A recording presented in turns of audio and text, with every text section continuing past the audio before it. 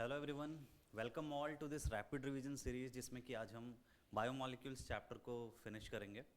तो शुरू करते हैं। बायोमोलिक्यूल्स में ऐसे नाम से अगर आप सोचो तो नाम से ही पता चल रहा है कि बायोलॉजिकल मॉलिक्यूल्स के बारे में हमें पढ़ना है। तो बायोलॉजिकल मॉलिक्यूल्स की जब हम बात कर रहे हैं तो यहाँ पे कार्बोहाइड्रेट्स रहते हैं, प्रोटीन्स होते हैं, एंजाइम्स होते हैं, विटामिन्स होते हैं, डीएनए आरएनए होते हैं, जो कि ह्यूमन बॉडी, प्लांट्स, एनिमल्स सब में जो भी बायोमोलिक्यूल्स पाए जाते हैं, जो मॉलिक्यूलर स्ट्रक्चर्स पाए जाते हैं, उन मॉलिक्यूलर स्ट्रक्चर्स के बारे में हम यहाँ पे पढ़ेंगे। तो सबसे पहले हम शुरू करते हैं। कंटेंट हमारा जैसे मैंने बताया कि कार्बोहाइड्रेट्स के बारे में हमें पढ़ना है, फिर हमें मोनोसैकेराइड्स के बारे में पढ़ना है, डाइसैकेराइड्स के बारे में पढ़ना है, पॉलीसैकेराइड्स देखेंगे, सैकेराइड्स क्या होते हैं, प्रोटीन्स, विटामिन्स। एनसीईआरटी में एंजाइम्स भी गिवन है, बट एंजाइम्स बहुत ही छोटा सा सेक्शन है तो उसको हमने यहाँ पे स्किप कर दिया, बहुत ज़्यादा उससे क्वेश्चंस वगैरह भी नहीं आते। सबसे पहले हम कार्बोहाइड्रेट्स पे आते हैं।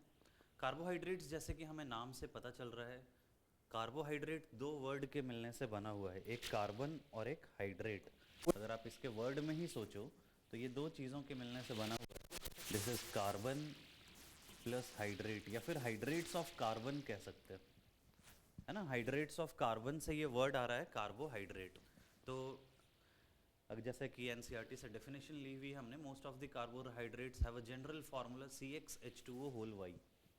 तो CxH2O होल वाई जो है hydrates of carbon, hydrate H2O है और कार्बन है, तो ये जनरल फार्मूला होता है। लेकिन ये अर्लियर डेफिनेशन है, कई बार इस फार्मूले ये फार्मूला मतलब उतना सटीक नहीं है, उतना बेटर नहीं है, क्योंकि बहुत सारे ऐसे कंपाउंड्स हैं जो कि कार्बोहाइड्रेट्स तो हैं लेकिन वो इस फार्मूले को फॉलो नहीं करते हैं, और बहुत सारे ऐसे भी कंपाउंड्स हैं जो कि इस फार्मूले को फॉलो कर जाते हैं लेकिन वो कार्बोहाइड्रेट्स नहीं हैं। तो दोनों तरह के केसेस हमें देखने को मिलते हैं। सबसे पहले तो हम ये सिंपल एग्जांपल्स देखते हैं, जैसे कि ग्लूकोज है। तो ग्लूकोज को अगर देखो तो ग्लूकोज का फार्मूला अगर आपको पता है तो ये होता है C6H12O6, है ना। ग्लूकोज का फार्मूला C6H12O6 है। क्या हम इसे इस जनरल फॉर्म में रिप्रेजेंट कर सकते हैं? बिल्कुल लिख सकते हैं, इसे C6H2O होल 6 लिख सकते हैं। तो ये तो यहाँ पे रिप्रेजेंट हो जाता है। तो इस तरह के जो स्ट्रक्चर्स हैं, जैसे सुक्रोज है, अगर आप सुक्रोज के स्ट्रक्चर को देखो तो सुक्रोज जो है ये है C12H22O11, C12H22O11। तो क्या इसे भी हम रिप्रेजेंट कर सकते हैं? बिल्कुल रिप्रेजेंट कर सकते हैं। इसे हम लिख सकते हैं C12 एंड H2O होल 11। आप देख सकते हो कि ये जनरल फार्मूला है, लेकिन अब हम इसके कुछ एक्सेप्शंस देखते हैं। बहुत सारे, जैसे मैंने बताया कि ऐसे भी कंपाउंड्स होते हैं जो कि इस जनरल फार्मूले को फॉलो करते हैं लेकिन वो कार्बोहाइड्रेट्स नहीं है। जैसे एक एग्जांपल जो कि है, this is acetic acid. Acetic acid को अगर देखो तो इसका फार्मूला होता है CH3CO2H। हमें एसिटिक एसिड का फार्मूला तो पता ही है सबको, CH3CO2H है। अगर आप इसे केमिकल फार्मूले में रिप्रेजेंट करो तो ये C2H4O2 है, विच इज C2H2O होल 2। तो ये उसी फार्मूले में रिप्रेजेंट हो जा रहा है, लेकिन जो एसिटिक एसिड है this is not a carbohydrate. ये जो एसिटिक एसिड है ये एक कार्बोहाइड्रेट नहीं है।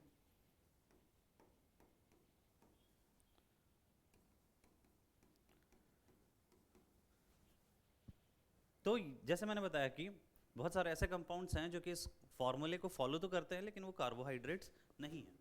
फिर ऐसे भी कंपाउंड्स हैं जो कि इस फार्मूले को फॉलो नहीं करते हैं लेकिन फिर भी वो कार्बोहाइड्रेट्स हैं। जैसे एक एग्जांपल अगर हम देखें तो एक है रैमनोज। रैमनोज का फार्मूला है C6H12O5। अब इसे अगर आप लिखना चाहो C6H2O होल 5 तो फिर वो गलत ही हो जाएगा, है ना। तो इसे आप उस फॉर्मूले में नहीं लिख सकते हो, एंड देयरफॉर ये जो स्ट्रक्चर है ये एक कार्बोहाइड्रेट है, a carbohydrate that does not fit in the formula, that does not fit in the formula।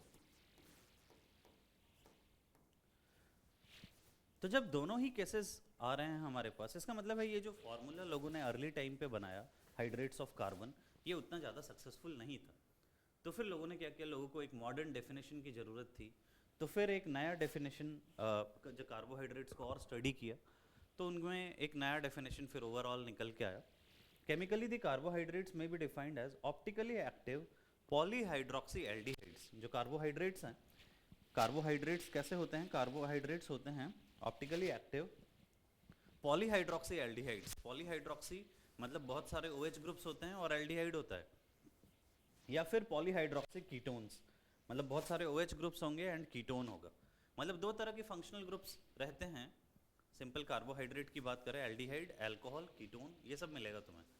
और the compounds which produce such unit on hydrolysis. अगर ये नहीं मिल रहा है डायरेक्टली, लेट्स से एल्डिहाइड नहीं मिल रहा है, तो फिर क्या करेंगे, फिर तुम्हें वहाँ पे देखना पड़ेगा उसकी हाइड्रोलाइसिस करके, कि हाइड्रोलाइसिस करके जब वो ब्रेक होता है तो क्या वो पॉलीहाइड्रोक्सी एल्डिहाइड में कन्वर्ट होता है, या फिर जब उसकी हाइड्रोलाइसिस करते हैं H2H+ में तो क्या वो पॉलीहाइड्रोक्सी एल्डिहाइड या कीटोन बनता है। तो फिर हम वैसे कंपाउंड्स को भी कार्बोहाइड्रेट्स कह देंगे। Some of the carbohydrates which are sweet in taste are also called sugars. अगर स्वीट है टेस्ट में, जैसे ग्लूकोज है, फ्रुक्टोज है, सुक्रोज है, सब स्वीट है टेस्ट में, and therefore they are all called sugars, है ना, इन्हें हम शुगर्स कहते हैं। ऐसा नहीं है कि ऑल कार्बोहाइड्रेट्स आर शुगर्स, ये स्टेटमेंट नहीं मिला है यहाँ पे। वैसे नॉर्मली अगर आप देखोगे तो कार्बोहाइड्रेट्स और शुगर्स इंटरचेंजेबली यूज़ करते हैं, लेकिन फिर भी आपको ये समझ में आना चाहिए कि शुगर्स हम उन्हीं कार्बोहाइड्रेट्स को कह रहे हैं which are sweet in taste. ठीक है, क्लासिफिकेशन ऑफ कार्बोहाइड्रेट्स पे आते हैं। तो on the basis of their behaviour on hydrolysis, जैसे मैंने बताया कि हाइड्रोलाइसिस करते हैं H2OH+ के साथ और उसके बाद चेक करते हैं कि वो पॉलीहाइड्रोक्सी एल्डिहाइड या कीटोन में कन्वर्ट होगा या नहीं। अगर तो सबसे पहले अपने पास है मोनोसैकेराइड्स। कार्बोहाइड्रेट्स को हम सैकेराइड्स भी कहते हैं, है ना। कार्बोहाइड्रेट्स को हम क्या कहते हैं, सैकेराइड्स। सैकेराइड्स का वैसे मीनिंग शुगर ही है, लेकिन यहाँ पे एक साइंटिफिक नेम के जैसा यूज़ करते हैं तो हम इन्हें सैकेराइड्स कहते हैं। तो मोनोसैकेराइड्स मतलब कि सबसे सिंपलेस्ट जो कार्बोहाइड्रेट्स हैं जिसको हाइड्रोलाइज नहीं किया जा सकता, उन्हें हम मोनोसैकेराइड्स कहते हैं। A carbohydrate that cannot be hydrolyzed further to give simpler unit of polyhydroxy aldehydes or ketones is called a monosaccharide। जैसा एग्जांपल अगर आप देखो तो ग्लूकोज जो है वो एक मोनोसैकेराइड है ना। ग्लूकोज को हम हाइड्रोलाइज नहीं कर सकते, अगर आप H2OH+ में रिएक्शन कराओगे तो फर्दर नहीं टूटेगा ये। Oligosaccharides, carbohydrates that yield 2 to 10 monosaccharide units। Oligosaccharides जब उनकी हाइड्रोलाइसिस कराए तो हमें कितने यूनिट्स मिल जाएंगे, 2 to 10 मोनोसैकेराइड यूनिट्स मिल जाएंगे। अगर हमने ओलिगोसैकेराइड लिया है और इसकी हाइड्रोलाइसिस करवा रहे हैं H2OH+ में, तो हमें 2 to 10 मोनोसैकेराइड यूनिट्स मिल जाएंगे। तो इन्हें हम ओलिगोसैकेराइड्स कहते हैं। बाकी ओलिगोसैकेराइड्स को फर्दर स्पेसिफिकली अगर कैटेगराइज करने के बारे में सोचो तो इन्हें हम डाइसैकेराइड्स, ट्राइसैकेराइड्स, अगर 2 मोनोसैकेराइड मिल रहा है, जैसे हाइड्रोलाइसिस किया 2 मोनोसैकेराइड मिला, तो फिर हम उसे क्या कहेंगे, डाइसैकेराइड कहेंगे उस ओलिगोसैकेराइड। जैसे सुक्रोज है, जब सुक्रोज की हाइड्रोलाइसिस करते हैं तो सुक्रोज की हाइड्रोलाइसिस करने पे हमें 2 मोनोसैकेराइड्स मिलते हैं, ग्लूकोज एंड फ्रुक्टोज। तो ग्लूकोज एंड फ्रुक्टोज मिल रहा है एंड देयरफॉर क्योंकि 2 मोनोसैकेराइड्स मिल रहे हैं तो हम सुक्रोज को क्या कहेंगे, सुक्रोज को हम कहेंगे डाइसैकेराइड। अगर 3 मिलेंगे तो ट्राइसैकेराइड कहेंगे, है ना, सिंपल सी बात है। तो 2 से 10 मिलते हैं तो ओलिगोसैकेराइड्स कहते हैं। और पॉलीसैकेराइड जब बहुत सारे यूनिट्स मिलेंगे, अगर हम, है ना, hundreds to thousands यूनिट्स मिल रहे हैं, तो फिर ऐसे केसेस में हम उन्हें पॉलीसैकेराइड्स कहते हैं। Polysaccharides are not sweet in taste. ये हमें ध्यान रखना है कि जो पॉलीसैकेराइड्स हैं वो स्वीट नहीं होते हैं टेस्ट में, and therefore they are called non sugars. मैंने बताया था कि सारे कार्बोहाइड्रेट्स को शुगर नहीं कहते हैं, बट मोर और लेस उनको यूज़ करते हैं, लेकिन ये ध्यान रखना है कि polysaccharides are not sweet in taste and therefore they are called as non sugars. एक और तरीका है कार्बोहाइड्रेट्स को क्लासिफाई करने का, रिड्यूसिंग और नॉन रिड्यूसिंग शुगर्स, है ना। कार्बोहाइड्रेट्स को हम 2 तरीके से देख सकते हैं, आइदर वो एक रिड्यूसिंग शुगर है। रिड्यूसिंग शुगर मतलब किसको रिड्यूस कर रहा है, टोलिन और फेलिंग रिएजेंट को रिड्यूस कर रहा है। अगर वो टोलिन और फेलिंग रिएजेंट को रिड्यूस करता है, जैसे जब हम ग्लूकोज की रिएक्शन करवाते हैं, ग्लूकोज की जब हम रिएक्शन करवाते हैं टोलिन रिएजेंट के साथ AgNH3 होल ट्वाइस प्लस के साथ, तो ये जो Ag प्लस है, ये Ag प्लस रिड्यूस होकर सिल्वर में कन्वर्ट हो जाता है। तो इसने ग्लूकोज ने क्या किया, और ग्लूकोज ऑक्सीडाइज हो जाता है, वो ग्लूकोनिक एसिड में कन्वर्ट हो जाता है। इसके बारे में हम पढ़ेंगे आगे कि ये ग्लूकोनिक एसिड बन जाएगा, ये सॉल्ट बन जाएगा। तो ग्लूकोज ने इसे, ग्लूकोज ऑक्सीडाइज हो गया एंड जो टोलिन रिएजेंट है वो रिड्यूस हो गया। तो हम ऐसा कहते हैं कि इसने, ग्लूकोज ने इस टोलेंस रिएजेंट को रिड्यूस कर दिया है, एंड देयरफॉर ये जो ग्लूकोज है ये कैसा है, this is a reducing sugar.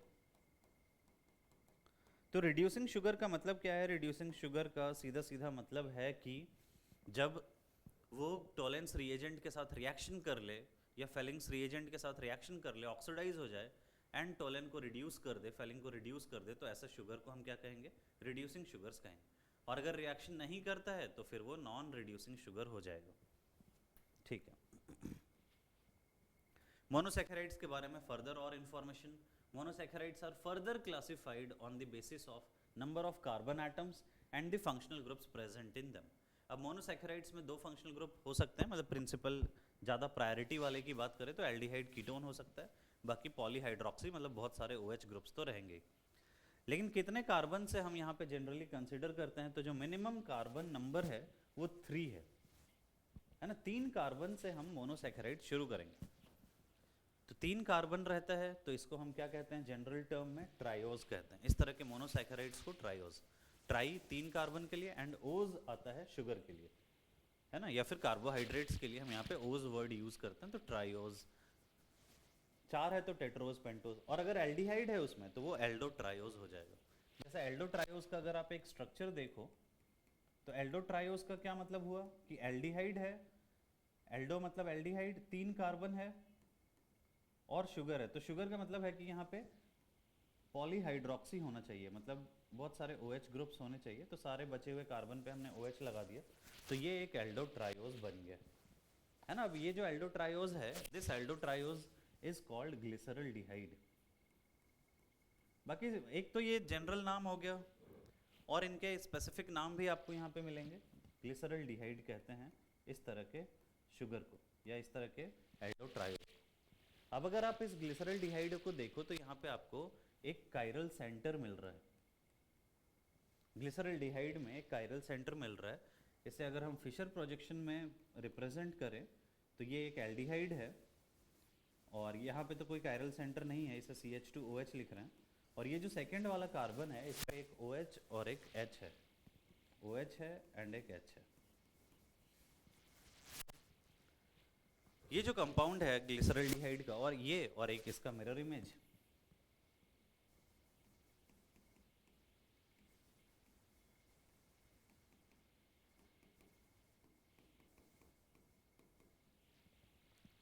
तो ये दो स्ट्रक्चर्स ग्लिसरल्डिहाइड के यहाँ पे हैं।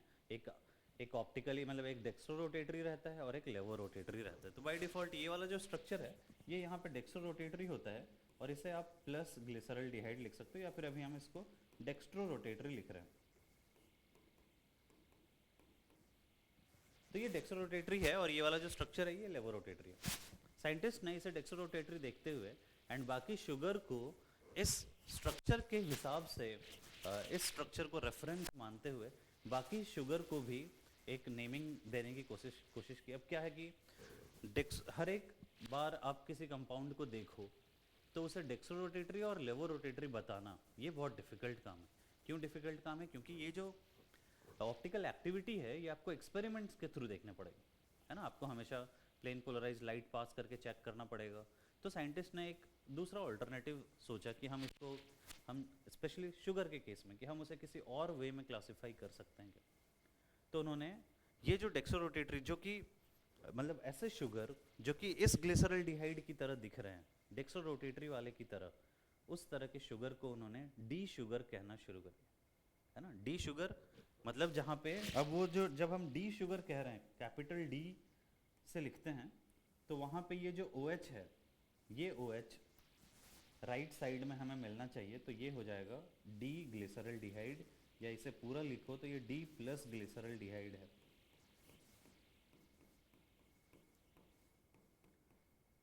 अब ये जो कैपिटल डी है, this capital D does not mean कि ये डेक्सोरोटेटरी, मतलब बाकी जो शुगर रहेंगे उसमें भी ये डी का मतलब डेक्सोरोटेटरी नहीं रहेगा। जैसे कोई और शुगर के लिए मैं आपको बताता हूँ।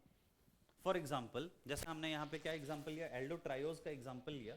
अब हम एक एल्डोपेंटोज का एग्जाम्पल लेते हैं और उससे आपको एक्सप्लेन करते हैं कि इसका मतलब क्या है। तो जैसे एक एल्डोपेंटोज लिया हमने, तो अब एल्डोपेंटोज का मतलब क्या है? एल्डोपेंटोज मतलब एल्डिहाइड है ना, एल्डिहाइड है, 5 कार्बन है और बाकी सारे कार्बन पे 1 2 3 4 और ये 5, तो ये एक एल्डोपेंटोज है। एल्डिहाइड, 5 कार्बन और सब पे OH ग्रुप्स। कितने कायरल सेंटर हैं यहाँ पे? तो इस एल्डोपेंटोज में 3 कायरल सेंटर्स हैं। तो जब हम इसे फिशर प्रोजेक्शन में ड्रॉ करेंगे तो यहाँ पे 3 डिफरेंट कायरल सेंटर के लिए हमने लाइन बनाया है, और लास्ट वाले पे तो कोई कायरल सेंटर नहीं है, तो हम इसे ऐसे ही शो कर रहे हैं, CH2OH है। अब देखो, अब एल्डोपेंटोजेस में इन 3 पोजीशन पे आप OH और H को लेफ्ट और राइट रख सकते हो, ठीक है। लेकिन जब हम डी एल्डोपेंटोज कहते हैं, लेट से आपको बोला गया है कि आप डी एल्डोपेंटोज ड्रॉ करो, तो डी एल्डोपेंटोज का मतलब होगा कि किसी शुगर में जब इस एल्डिहाइड और कीटोन ग्रुप को ऊपर रखा जाए, फिशर प्रोजेक्शन को ऐसे ड्रॉ किया जाए कि ये एल्डिहाइड और कीटोन वाला जो ग्रुप है ये ऊपर रहे, तब जो पेनल्टीमेट कार्बन है, पेनल्टीमेट कार्बन मतलब जो सेकेंड लास्ट वाला कार्बन है, इस कार्बन पे आपको OH ग्रुप को राइट में रखना है। अगर यहाँ पे OH राइट में है तो फिर ये जो शुगर होगा ये कैसा शुगर होगा? ये डी एल्डोपेंटोज या डी शुगर हो जाएगा। This is D aldopentose. बाकी से हमें कोई मतलब नहीं है ना। ये कहाँ से आ रहा है? ये डेराइव हो रहा है ग्लिसरल्डिहाइड से। जब साइंटिस्ट ने डेक्स्ट्रोरोटेटरी वाले ग्लिसरल्डिहाइड को डी कहा, तो यहाँ पे इस डी को आगे फर्दर कैरी ऑन किया गया, है ना। तो अब जैसे मैंने पहले बताया कि इस डी का मतलब, अब इस डी का मतलब डेक्स्ट्रोरोटेटरी नहीं है। This capital D does not mean dextrorotatory.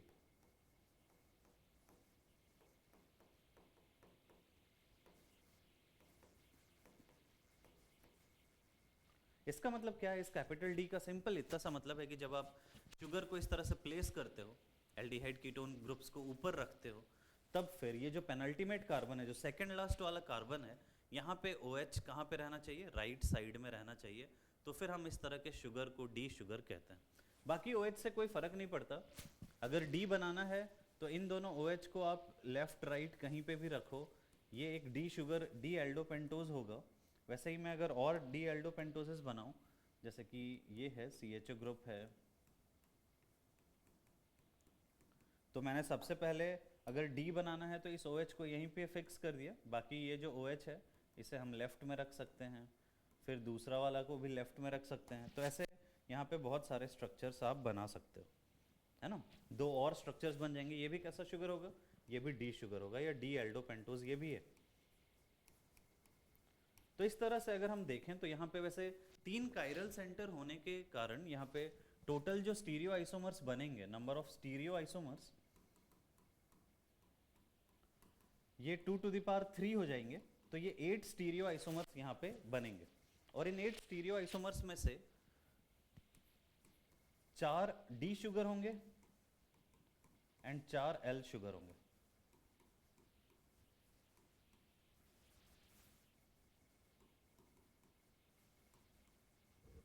चार डी शुगर होंगे एंड 4 एल शुगर इसमें होंगे,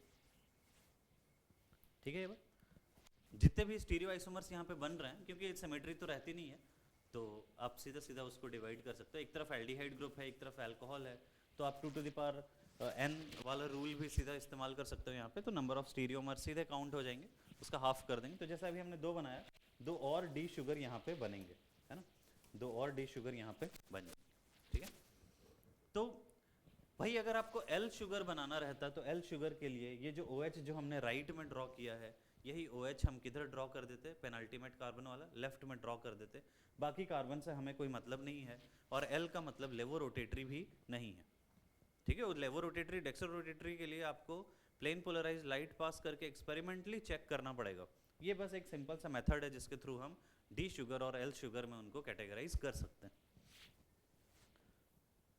तो डी प्लस ग्लिसरल डिहाइड है ये, वैसे ही यहाँ पे ये वाला जो है this is L minus glyceraldehyde. यहाँ पे OH लेफ्ट में है तो ये L माइनस ग्लिसरल डिहाइड है। तो ऐसे मोनोसैकेराइड्स को हमने देखा कि हम triose, tetrose, pentose, hexose, heptose 7 carbon तक जाते हैं, 3 से 7 तक, है ना। एल्डो, अगर एल्डिहाइड ग्रुप लगा हुआ है 7 कार्बन है तो फिर हम उसे क्या कहेंगे, एल्डो हेप्टोज कहेंगे। अगर कीटोन ग्रुप लगा हुआ है 6 कार्बन है तो फिर हम क्या कहेंगे, कीटो हेक्सोज कहेंगे। तो इस तरह से हम यहाँ पे नाम लिखते हैं और मतलब आपको इंफॉर्मेशन पास ऑन करते हैं साइंटिफिकली, ठीक है। प्रिपरेशन ऑफ ग्लूकोज पे आते हैं। तो ग्लूकोज में अगर हम देखें तो ग्लूकोज का स्ट्रक्चर हमें पता है C6H12O6 है।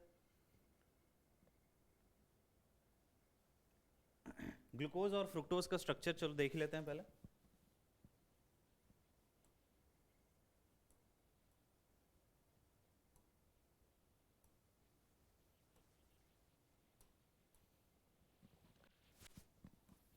आपको एक डी ग्लूकोज और एक डी फ्रुक्टोज का स्ट्रक्चर दोनों ही पता रखने चाहिए। पहले मैं स्ट्रक्चर दोनों का, मॉलिक्यूलर फार्मूला दोनों का सेम है। ये भी C6H12O6 है और ये भी C6H12O6 है। ये दोनों ही सबसे ज़्यादा यूज़ होने वाले यहाँ पे स्ट्रक्चर्स हैं। ये जो ग्लूकोज है ये है एक polyhydroxy aldehyde polyhydroxy aldehyde, and जो फ्रुक्टोज है this is a polyhydroxy ketone.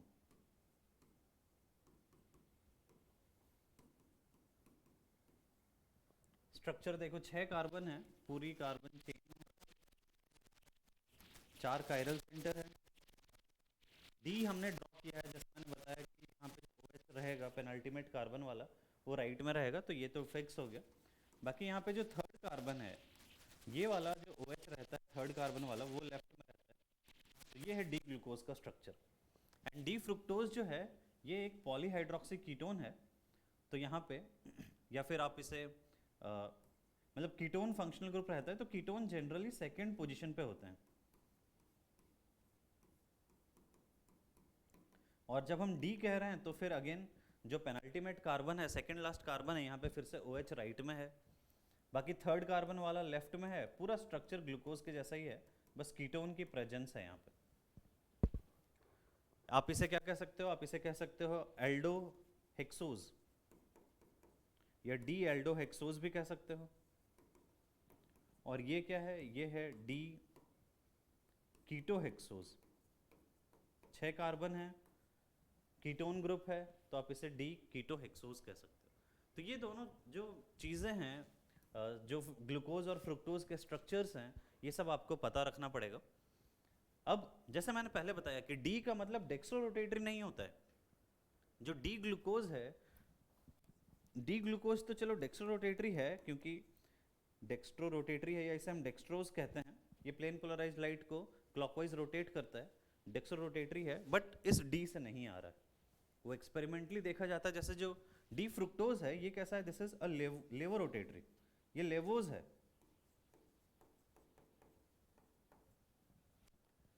तो ये आपको ध्यान रखना पड़ेगा कि डेक्स्ट्रो रोटेटरी क्लॉकवाइज रोटेशन करता है, लेकिन डी फ्रुक्टोज जो है, डी फ्रुक्टोज लेवो रोटेटरी है, वो एंटी क्लॉकवाइज रोटेशन करता है लाइट की। ये दोनों कैसे आइसोमर्स हो जाएंगे, दोनों फंक्शनल ग्रुप आइसोमर्स हो जाएंगे, या फिर स्ट्रक्चरल आइसोमर्स कह सकते हो आप D glucose and D fructose को। तो ये जो बेसिक इन्फॉर्मेशन है इन दोनों स्ट्रक्चर्स के बारे में। बाकी नंबर ऑफ कायरल सेंटर्स आपको दिख ही रहा है कि जो ग्लूकोज है, इस ग्लूकोज में 4 कायरल सेंटर्स हैं एंड फ्रुक्टोज में 3 कायरल सेंटर्स हैं। देख सकते हो फ्रुक्टोज में 1 2 3 कायरल सेंटर्स हमने ड्रॉ किए। तो इस तरह से आप सिंपल इन दोनों स्ट्रक्चर्स को आपको ड्रॉ करने आना चाहिए और फास्टर ड्रॉ करने आना चाहिए। फटाफट आप ग्लूकोज और फ्रुक्टोज का स्ट्रक्चर ड्रॉ करके, क्योंकि क्वेश्चन सी मैक्सिमम कार्बोहाइड्रेट से यही सब रहते हैं। आगे बढ़ते हैं अब हम preparation of glucose. Preparation of glucose की अगर हम बात करें तो सबसे पहला जो प्रिपरेशन है दिस इज फ्रॉम सुक्रोज। पहले ही बताया कि सुक्रोज की जब हाइड्रोलाइसिस करते हैं H2OH+ के साथ हीटिंग करेंगे, हीटिंग भी रिक्वायर्ड रहती है थोड़ी, तो ये ग्लूकोज एंड फ्रुक्टोज में कन्वर्ट हो जाता है, तो यहाँ से हमें ग्लूकोज मिल जाएगा। दूसरा है फ्रॉम स्टार्च, स्टार्च जो कि प्लांट्स में मिलता है, सुक्रोज भी प्लांट सेल वॉल हमें पता है कि मेन कंपोनेंट रहता है। तो सॉरी सुक्रोज जो है वो तो केन शुगर और इनमें मिलता है। स्टार्च और सेल्यूलोज, सेल्यूलोज है जो कि प्लांट सेल वॉल्स में मिलता है। तो स्टार्च का जब हम हाइड्रोलाइसिस करते हैं, again high temperature and pressure है, 2 to 3 केल्विन, 2 to 3 एटमॉस्फेयर में रिएक्शन हो रही है, तो स्टार्च से कंप्लीटली हमें क्या मिल जाएगा, ग्लूकोज मिल जाएगा। हाइड्रोलाइसिस हमेशा हम यहाँ पे एसिडिक मीडियम में करते हैं, ये पता रखना पड़ेगा आपको। जैसे सुक्रोज में भी एसिडिक मीडियम में हाइड्रोलाइसिस कर रहे थे, एंड स्टार्च में भी हम एसिडिक मीडियम में हाइड्रोलाइसिस कर रहे हैं, ठीक है। इसके बाद हम स्ट्रक्चर ऑफ ग्लूकोज पे आते हैं। ऐसे हमने स्ट्रक्चर ऑफ ग्लूकोज देखा, लेकिन उसको डिड्यूस कैसे करते हैं एक्सपेरिमेंटली, या हम कैसे प्रूफ करेंगे कि हमने कैसे पता लगाया कि ग्लूकोज का स्ट्रक्चर कैसा है। तो कुछ केमिकल एविडेंसेस हैं, केमिकल रिएक्शंस के एविडेंसेस हैं जो कि हमें ये बताते हैं कि ग्लूकोज का स्ट्रक्चर कैसा रहता है। सबसे फर्स्ट इस पे आओ, तो सबसे पहला अगर हम देखें तो इसका मॉलिक्यूलर फार्मूला क्या है, C6H12O6 है, मतलब 6 कार्बन है। अब वो 6 कार्बन किस तरह से अरेंज्ड हैं, क्योंकि ये 6 कार्बन तो कैसे भी हो सकते हैं, है ना। जो 6 कार्बन है वो अगर आप सोचो तो वो 6 कार्बन चेन में भी रह सकते हैं, या फिर 5 कार्बन होके ब्रांचिंग भी हो सकती है। तो इस तरह से बहुत सारे डिफरेंट स्ट्रक्चर्स यहाँ पे पॉसिबल है 6 कार्बन के साथ। तो ये चेक करने के लिए कि कार्बन की अरेंजमेंट क्या है, हम रिएक्शन करवाते हैं और ग्लूकोज की हम HI के साथ हीटिंग करते हैं। सिंपली HI हीटिंग रह सकता है, या फिर रेड फॉस्फोरस HI लिखा हुआ रह सकता है। रेड फॉस्फोरस प्लस HI के साथ भी हीटिंग करते हैं तो वो सेम प्रोडक्ट ही है। NCERT HI हीटिंग सिंपली लिखता है। तो ग्लूकोज की जब हीटिंग करते हैं तो फिर ये किस में कन्वर्ट हो जाता है, ये नॉर्मल हेक्सेन में कन्वर्ट हो जाता है। इसका मतलब है कि ये एक चेन अनब्रांच्ड स्ट्रक्चर है ना। जो कार्बन, जैसा अभी मैंने बताया कि यहाँ पे कार्बन 6 है, तो वो 6 कैसे भी हो सकते हैं, लेकिन ये जो एक्सपेरिमेंट है ये हमें बताता है कि ग्लूकोज में कैसा अरेंजमेंट होता है, अनब्रांच्ड कार्बन प्रेजेंट होते हैं, है ना। नॉर्मल हेक्सेन यहाँ से मिलता है। सिमिलरली फ्रुक्टोज की भी रिएक्शन करवाएंगे तो भी वहाँ से हमें नॉर्मल हेक्सेन ही मिल जाएगा। तो HI के साथ हीटिंग करने पे ये स्ट्रेट चेन मिलती है। थर्ड रिएक्शन देखते हैं, मतलब थर्ड पॉइंट देखते हैं, glucose reacts with hydroxyl amine. अब हाइड्रोक्सिल अमाइन के साथ कौन रिएक्शन करता है, हाइड्रोक्सिल अमाइन का आपको रिएक्शन याद है, NH2OH। जो कार्बोनिल ग्रुप होते हैं, ये कार्बोनिल ग्रुप NH2OH के साथ रिएक्शन करते हैं, है ना। यहाँ पे हम न्यूक्लियोफिलिक एडिशन एलिमिनेशन रिएक्शन होती है, C डबल बॉन्ड NOH बन जाता है, ऑक्साइम में कन्वर्ट हो जाता है। तो ये हाइड्रोक्सिल अमाइन के साथ रिएक्शन हमें ये बता रहा है कि यहाँ पे एल्डिहाइड हो सकता है या फिर कीटोन हो सकता है। कार्बोनिल ग्रुप्स की इंफॉर्मेशन दे रहा है, that can be either aldehyde और कीटोन। एंड साइनोहाइड्रिन की भी फॉर्मेशन हो रही है। अगर HCN के साथ रिएक्शन करवाते हैं तो फिर साइनोहाइड्रिन मतलब OH and CN same carbon पे मिल रहा है। तो ये दोनों रिएक्शंस यहाँ पे ये कंफर्म कर रहे हैं कि जो ग्लूकोज है, ग्लूकोज में आइदर एल्डिहाइड ग्रुप है या फिर कीटोन ग्रुप है। तो NH2OH के साथ ये C डबल बॉन्ड NOH बन जाएगा, एंड साइनोहाइड्रिन HCN के साथ रिएक्शन कराएंगे तो एल्डिहाइड पे OH एंड CN ऐड हो जाता है, तो ये एडिशन हो जाएगी। तो ये सब रिएक्शंस हमें क्या बता रहे हैं ये भी हमने देखा। फिर इसके बाद अभी तो हमें बस ग्लूकोज के बारे में ये पता चला है कि यहाँ पे आइदर एल्डिहाइड होगा या फिर कीटोन होगा। अब ये कैसे पता चला है कि एल्डिहाइड है या फिर कीटोन है, तो उसके लिए एक और रिएक्शन देख रहे हैं हम। Glucose gets oxidized to 6 carbon carboxylic acid, gluconic acid on reaction with mild oxidizing agents. Mild oxidizing agent like bromine water. जब हम ब्रोमीन वाटर के साथ रिएक्शन करवाते हैं Br2H2O के साथ, तो ग्लूकोज का जो एल्डिहाइड ग्रुप है ना, ग्लूकोज में जो एल्डिहाइड ग्रुप है, ये एल्डिहाइड ग्रुप किस में ऑक्सीडाइज हो जाता है, ये एल्डिहाइड ग्रुप ऑक्सीडाइज होकर कार्बोक्सिलिक एसिड में कन्वर्ट हो जाता है। यही रिएक्शन, तो ब्रोमीन वाटर की जो रिएक्शन है, यही रिएक्शन अगर हम करवाते हैं फ्रुक्टोज के साथ, अगर यही रिएक्शन हम फ्रुक्टोज के साथ करवाते हैं ब्रोमीन वाटर की, तो ये क्या हो जाएगा, नो रिएक्शन हो जाएगी। फ्रुक्टोज में कीटोन था, आप ये रिकॉल करो तो फ्रुक्टोज में कीटोन था, कीटोन्स ऑक्सीडाइज नहीं होते इजीली, तो ब्रोमीन वाटर के साथ वो रिएक्शन नहीं करता, लेकिन ग्लूकोज में इसका मतलब है कि एल्डिहाइड है तभी वो ऑक्सीडाइज हो रहा है। तो यहाँ से हमें ये कंफर्मेशन मिल रही है, this indicates that the carbonyl group is present as an aldehyde group, मतलब कि ग्लूकोज में कैसा ग्रुप है, एल्डिहाइड है, वो यहाँ से हमें पता चल जा रहा है। नेक्स्ट रिएक्शन पे आते हैं। तो नेक्स्ट रिएक्शन जो है this is acetylation. Acetylation of glucose with acetic anhydride gives glucose pentaacetate which confirms the presence of 5 OH groups. अब जब एसिटिक एनहाइड्राइड के साथ रिएक्शन करवाते हैं, ये कौन सी रिएक्शन है, this is esterification reaction. Alcohols में हमने ये पढ़ा था कि वो अल्कोहल्स कार्बोक्सिलिक एसिड के साथ, एसिड क्लोराइड के साथ एंड एसिड एनहाइड्राइड के साथ, इनके साथ रिएक्शन करके एस्टर फॉर्म करता है। तो यहाँ पे आप देख सकते हो कि अल्कोहल्स कितने हैं, यहाँ पे 4 और 1 5 अल्कोहल है, और जब 5 अल्कोहल है तो ये क्या बन जाएगा, ये बन जाता है पेंटाएसिटेट। 5 इक्विवेलेंट एसिटिक एनहाइड्राइड की यहाँ पे रिक्वायरमेंट रहती है। तो जब 5 इक्विवेलेंट लग रहे हैं, इसका मतलब है कि यहाँ पे 5 OH ग्रुप्स हैं। तो इस रिएक्शन से हमें क्या पता चलता है, इस रिएक्शन से हमें पता चलता है कि यहाँ पे प्रेजेंस ऑफ 5 OH ग्रुप्स है ना। इस एसिटिक एनहाइड्राइड की रिएक्शन से हमें ये पता चलता है कि यहाँ पे 5 OH groups present. On oxidation with nitric acid, अब नाइट्रिक एसिड जो है, नाइट्रिक एसिड एक स्ट्रॉन्गर ऑक्सीडाइजिंग एजेंट है। जैसे ब्रोमीन वाटर के बारे में हमने देखा कि ब्रोमीन वाटर कैसा था, ब्रोमीन वाटर एक माइल्ड ऑक्सीडाइजिंग एजेंट था, लेकिन नाइट्रिक एसिड जो है वो कैसा है, this is a stronger oxidising agent. तो स्ट्रॉन्गर ऑक्सीडाइजिंग एजेंट है। On oxidation with nitric acid glucose as well as gluconic acid both yield a dicarboxylic acid. Glucose की ऑक्सीडेशन करवा दो, जैसे ये ग्लूकोज है और ये ग्लूकोनिक एसिड है, दोनों की ही अगर हम रिएक्शन करवाते किसी की भी, किसके साथ, कॉन्सेंट्रेट HNO3 के साथ, HNO3 एक स्ट्रॉन्ग ऑक्सीडाइजिंग एजेंट है।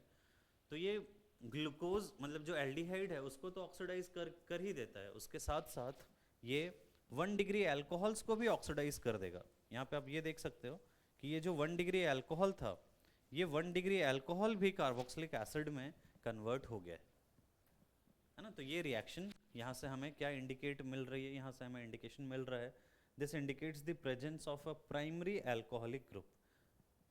HNO3 अगर ऑक्सीडाइज कर रहा है तो 1 डिग्री अल्कोहल से हमें ये पता चल रहा है कि यहाँ पे प्राइमरी अल्कोहलिक ग्रुप है। अच्छा, माइल्ड ऑक्सीडाइजिंग एजेंट्स में कुछ और भी रिएक्शंस अगर हम देखें, एक तो हमने ब्रोमीन वाटर को देखा, साथ ही अगर हम यहाँ पे देखें तो कुछ और भी रिएक्शंस हैं, जैसे कि हम Tollens reagent and Fehling's reagent की भी रिएक्शंस देख सकते हैं।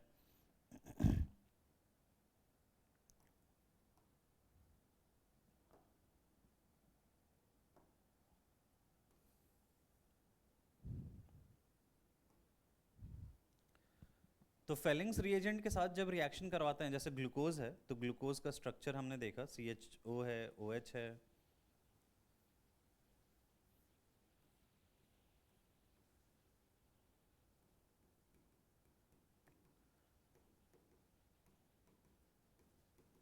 ये ग्लूकोज का स्ट्रक्चर है।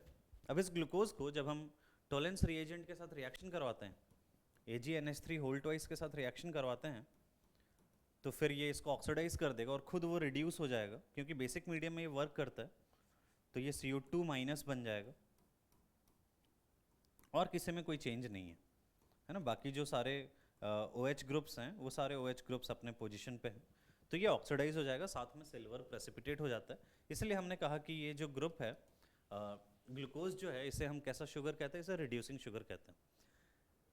अभी हमने कीटोन के साथ रिएक्शन देखी, फ्रुक्टोज के साथ रिएक्शन देखी थी कि फ्रुक्टोज जो है वो ब्रोमीन वाटर के साथ रिएक्शन नहीं करता, बट सरप्राइजिंगली जो फ्रुक्टोज है वो एक रिड्यूसिंग शुगर है।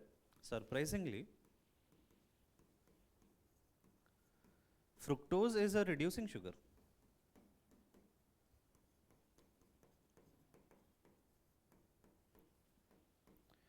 कि थोड़ा आपको याद रखना पड़ेगा, एक्चुअली क्या होता है, जो फ्रुक्टोज है बेसिक मीडियम में वो इन डायोल रीअरेंजमेंट के कारण ग्लूकोज और उसके सिमिलर एल्डोहेक्सोजेस में कन्वर्ट हो जाता है। ये जो डी फ्रुक्टोज है जैसे हमने डी फ्रुक्टोज लिया, तो ये जो डी फ्रुक्टोज है ये बेसिक मीडियम में ये पहले कन्वर्ट हो जाता है डी ग्लूकोज एंड प्लस इसके कुछ और डाइस्टीरियोमर्स में, और फिर ये जो डी ग्लूकोज है और इसके जो डाइस्टीरियोमर्स हैं ये ऑक्सीडाइज हो सकते हैं। तो ये आपको याद रखना पड़ेगा कि जो फ्रुक्टोज है वो इवन बीइंग अ कीटोहेक्सोज, कीटोन होने के बावजूद भी वो क्या है, वो एक रिड्यूसिंग शुगर है, मतलब वो Tollens reagent and Fehling's reagent के साथ रिएक्शन करता है। ठीक है ये बात। और डी फ्रुक्टोज वैसे भी आपको जब एल्डिहाइड कीटोन पढ़ाया जाता है तो फिर ये बताया जाता है कि डी जो अल्फा हाइड्रोक्सी कीटोन्स हैं वो positive Tollens and Fehling's test देते हैं। तो अल्फा हाइड्रोक्सी कीटोन है यहाँ पे एंड देयरफॉर ये पॉजिटिव टेस्ट देगा। ठीक है। रिडक्शन ऑफ ग्लूकोज, ग्लूकोज को हम रिड्यूस कर सकते हैं अल्कोहल में, जो एल्डिहाइड ग्रुप है यहाँ पे इसका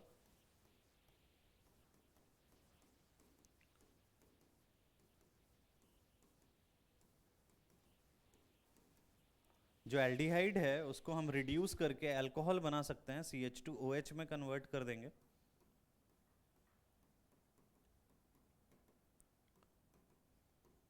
तो इस कन्वर्जन को करने के लिए हमारे पास जो एल्डिहाइड टू अल्कोहल, या तो हम H2PD यूज कर सकते हैं या फिर हम NaBH4 यूज कर सकते हैं,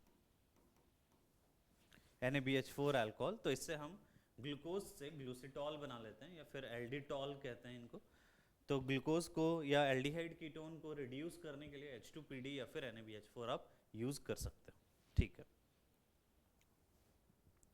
cyclic structure of glucose,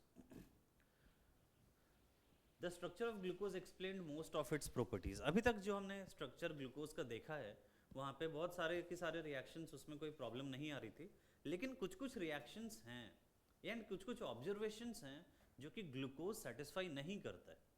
even if वहाँ पे एल्डिहाइड ग्रुप है, लेकिन despite having the aldehyde group glucose does not give Schiff's test. Schiff's test में क्या होता है, जो एल्डिहाइड्स हैं वो पिंक कलर में, जब हम शिफ्ट रिएजेंट यूज करते हैं तो वो पिंक कलर वहाँ पे शो करता है aldehydes.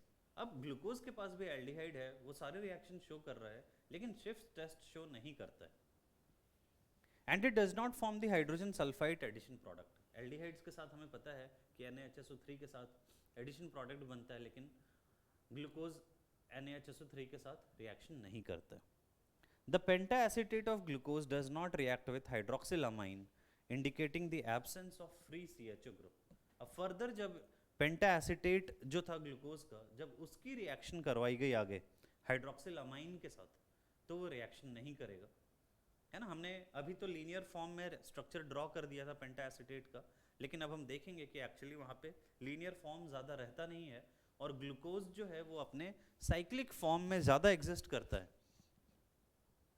Glucose is found to exist in 2 different crystalline forms which are named as alpha and beta. Glucose 2 cyclic form में एग्जिस्ट करता है, अल्फा और बीटा, जिन्हें हम यहाँ पे एनोमर्स भी कहते हैं। उनके सेपरेशन के बारे में बताया हुआ है कि कैसे सेपरेट करते हैं, बट हम पहले समझते हैं कि आखिर ग्लूकोज साइक्लिक फॉर्म में एग्जिस्ट क्यों करता है। उसके लिए आपके पास थोड़ी बेसिक इन्फॉर्मेशन होनी चाहिए कि जब एल्डिहाइड और अल्कोहल्स कैसे रिएक्शन करते हैं। एल्डिहाइड्स और अल्कोहल्स रिएक्शन करके हीमी एसिटल बनाते हैं, फर्दर रिएक्शन करके अल्कोहल के दूसरे मॉलिक्यूल के साथ वो एसिटल बनाते हैं। अब जब हम ग्लूकोज का स्ट्रक्चर देखें तो ग्लूकोज के स्ट्रक्चर में ही सेम चेन पे एल्डिहाइड भी प्रेजेंट है एंड अल्कोहल भी प्रेजेंट है। तो इससे क्या होता है, जो एल्डिहाइड जो अल्कोहल है वो एल्डिहाइड के साथ रिएक्शन करके यहाँ पे साइक्लिक हेमी एसिटल्स बना लेते हैं, and cyclic hemiacetals are far more stable than simple hemiacetals. तो यही रीज़न है कि ये जो ओपन फॉर्म है, अब यहाँ पे एल्डिहाइड ग्रुप भी है और एल्डिहाइड के साथ साथ अल्कोहल्स भी हैं। तो ये जो अल्कोहल्स हैं ये 5 और 6 मेंबर्ड रिंग्स जैसे भी नेचर वहाँ पे बनाती है, तो ग्लूकोज में तो 6 मेंबर्ड रिंग्स बनाते हैं, तो हेमी एसिटल्स बन जाते हैं एंड देयरफॉर एक्वस सॉल्यूशन के अंदर ग्लूकोज जो है वो अपने ओपन फॉर्म में बहुत ही कम एग्जिस्ट करता है एंड मोर देन 90% फॉर्म जो होती है वो साइक्लिक ही होती है वहाँ पे, है ना, अल्फा बीटा फॉर्म में एग्जिस्ट करता है। देखते हैं कैसे ड्रॉ करते हैं। तो ये हमने फिशर प्रोजेक्शन ड्रॉ किया डी ग्लूकोज का। इस फिशर प्रोजेक्शन को आपको थोड़ा ऐसा उल्टा करना है पहले, है ना। ये जैसे अभी वर्टिकल है, इसको हम थोड़ा ऐसा हॉरिजॉन्टल ड्रॉ कर रहे हैं इस तरफ। तो जब इस तरफ ड्रॉ करेंगे, है ना, आप खुद ही सोचो कि जब मैं इसको इधर बेंड कर रहा हूँ तो ये जो राइट साइड वाला जो OH है ये किधर, ये नीचे चला जाएगा। इसे बेंड करके थोड़ा इस तरह से हम इसको ड्रॉ कर रहे हैं, ठीक है, थोड़ा और बेंड कर दिया। तो जब हमने इसको ऐसा बेंड किया है तो ये जो राइट साइड वाला OH है ये किधर आ जाएगा, ये नीचे की तरफ आ जाएगा, एंड जो लेफ्ट वाला है फिर ये ऊपर आ जाएगा। एंड फर्दर इसको हमने इस तरह से ड्रॉ कर दिया, CH2OH है। तो ये फर्स्ट कार्बन है, आप कार्बन के नंबर्स को भी ध्यान रखो, ये फर्स्ट है, ये सेकंड है, थर्ड है, फोर्थ है, फिफ्थ है, सिक्स्थ है। ये पर्टिकुलर एक तरीका है ड्रॉ करने का, आपको इसी मेथड से जाना है। तो ये सारे कार्बन हमने लिख लिए। फोर्थ कार्बन पे अगर देखो तो OH जो है वो राइट में है। जब OH राइट में रहता है तो हम उसे किधर ड्रॉ करते हैं, हम उसे नीचे ड्रॉ करते हैं। फिर फिफ्थ पे अगेन राइट में है तो फिर से ये नीचे आ जाएगा। तो ये सबसे पहले आपको ये स्ट्रक्चर में कन्वर्ट करने आना चाहिए।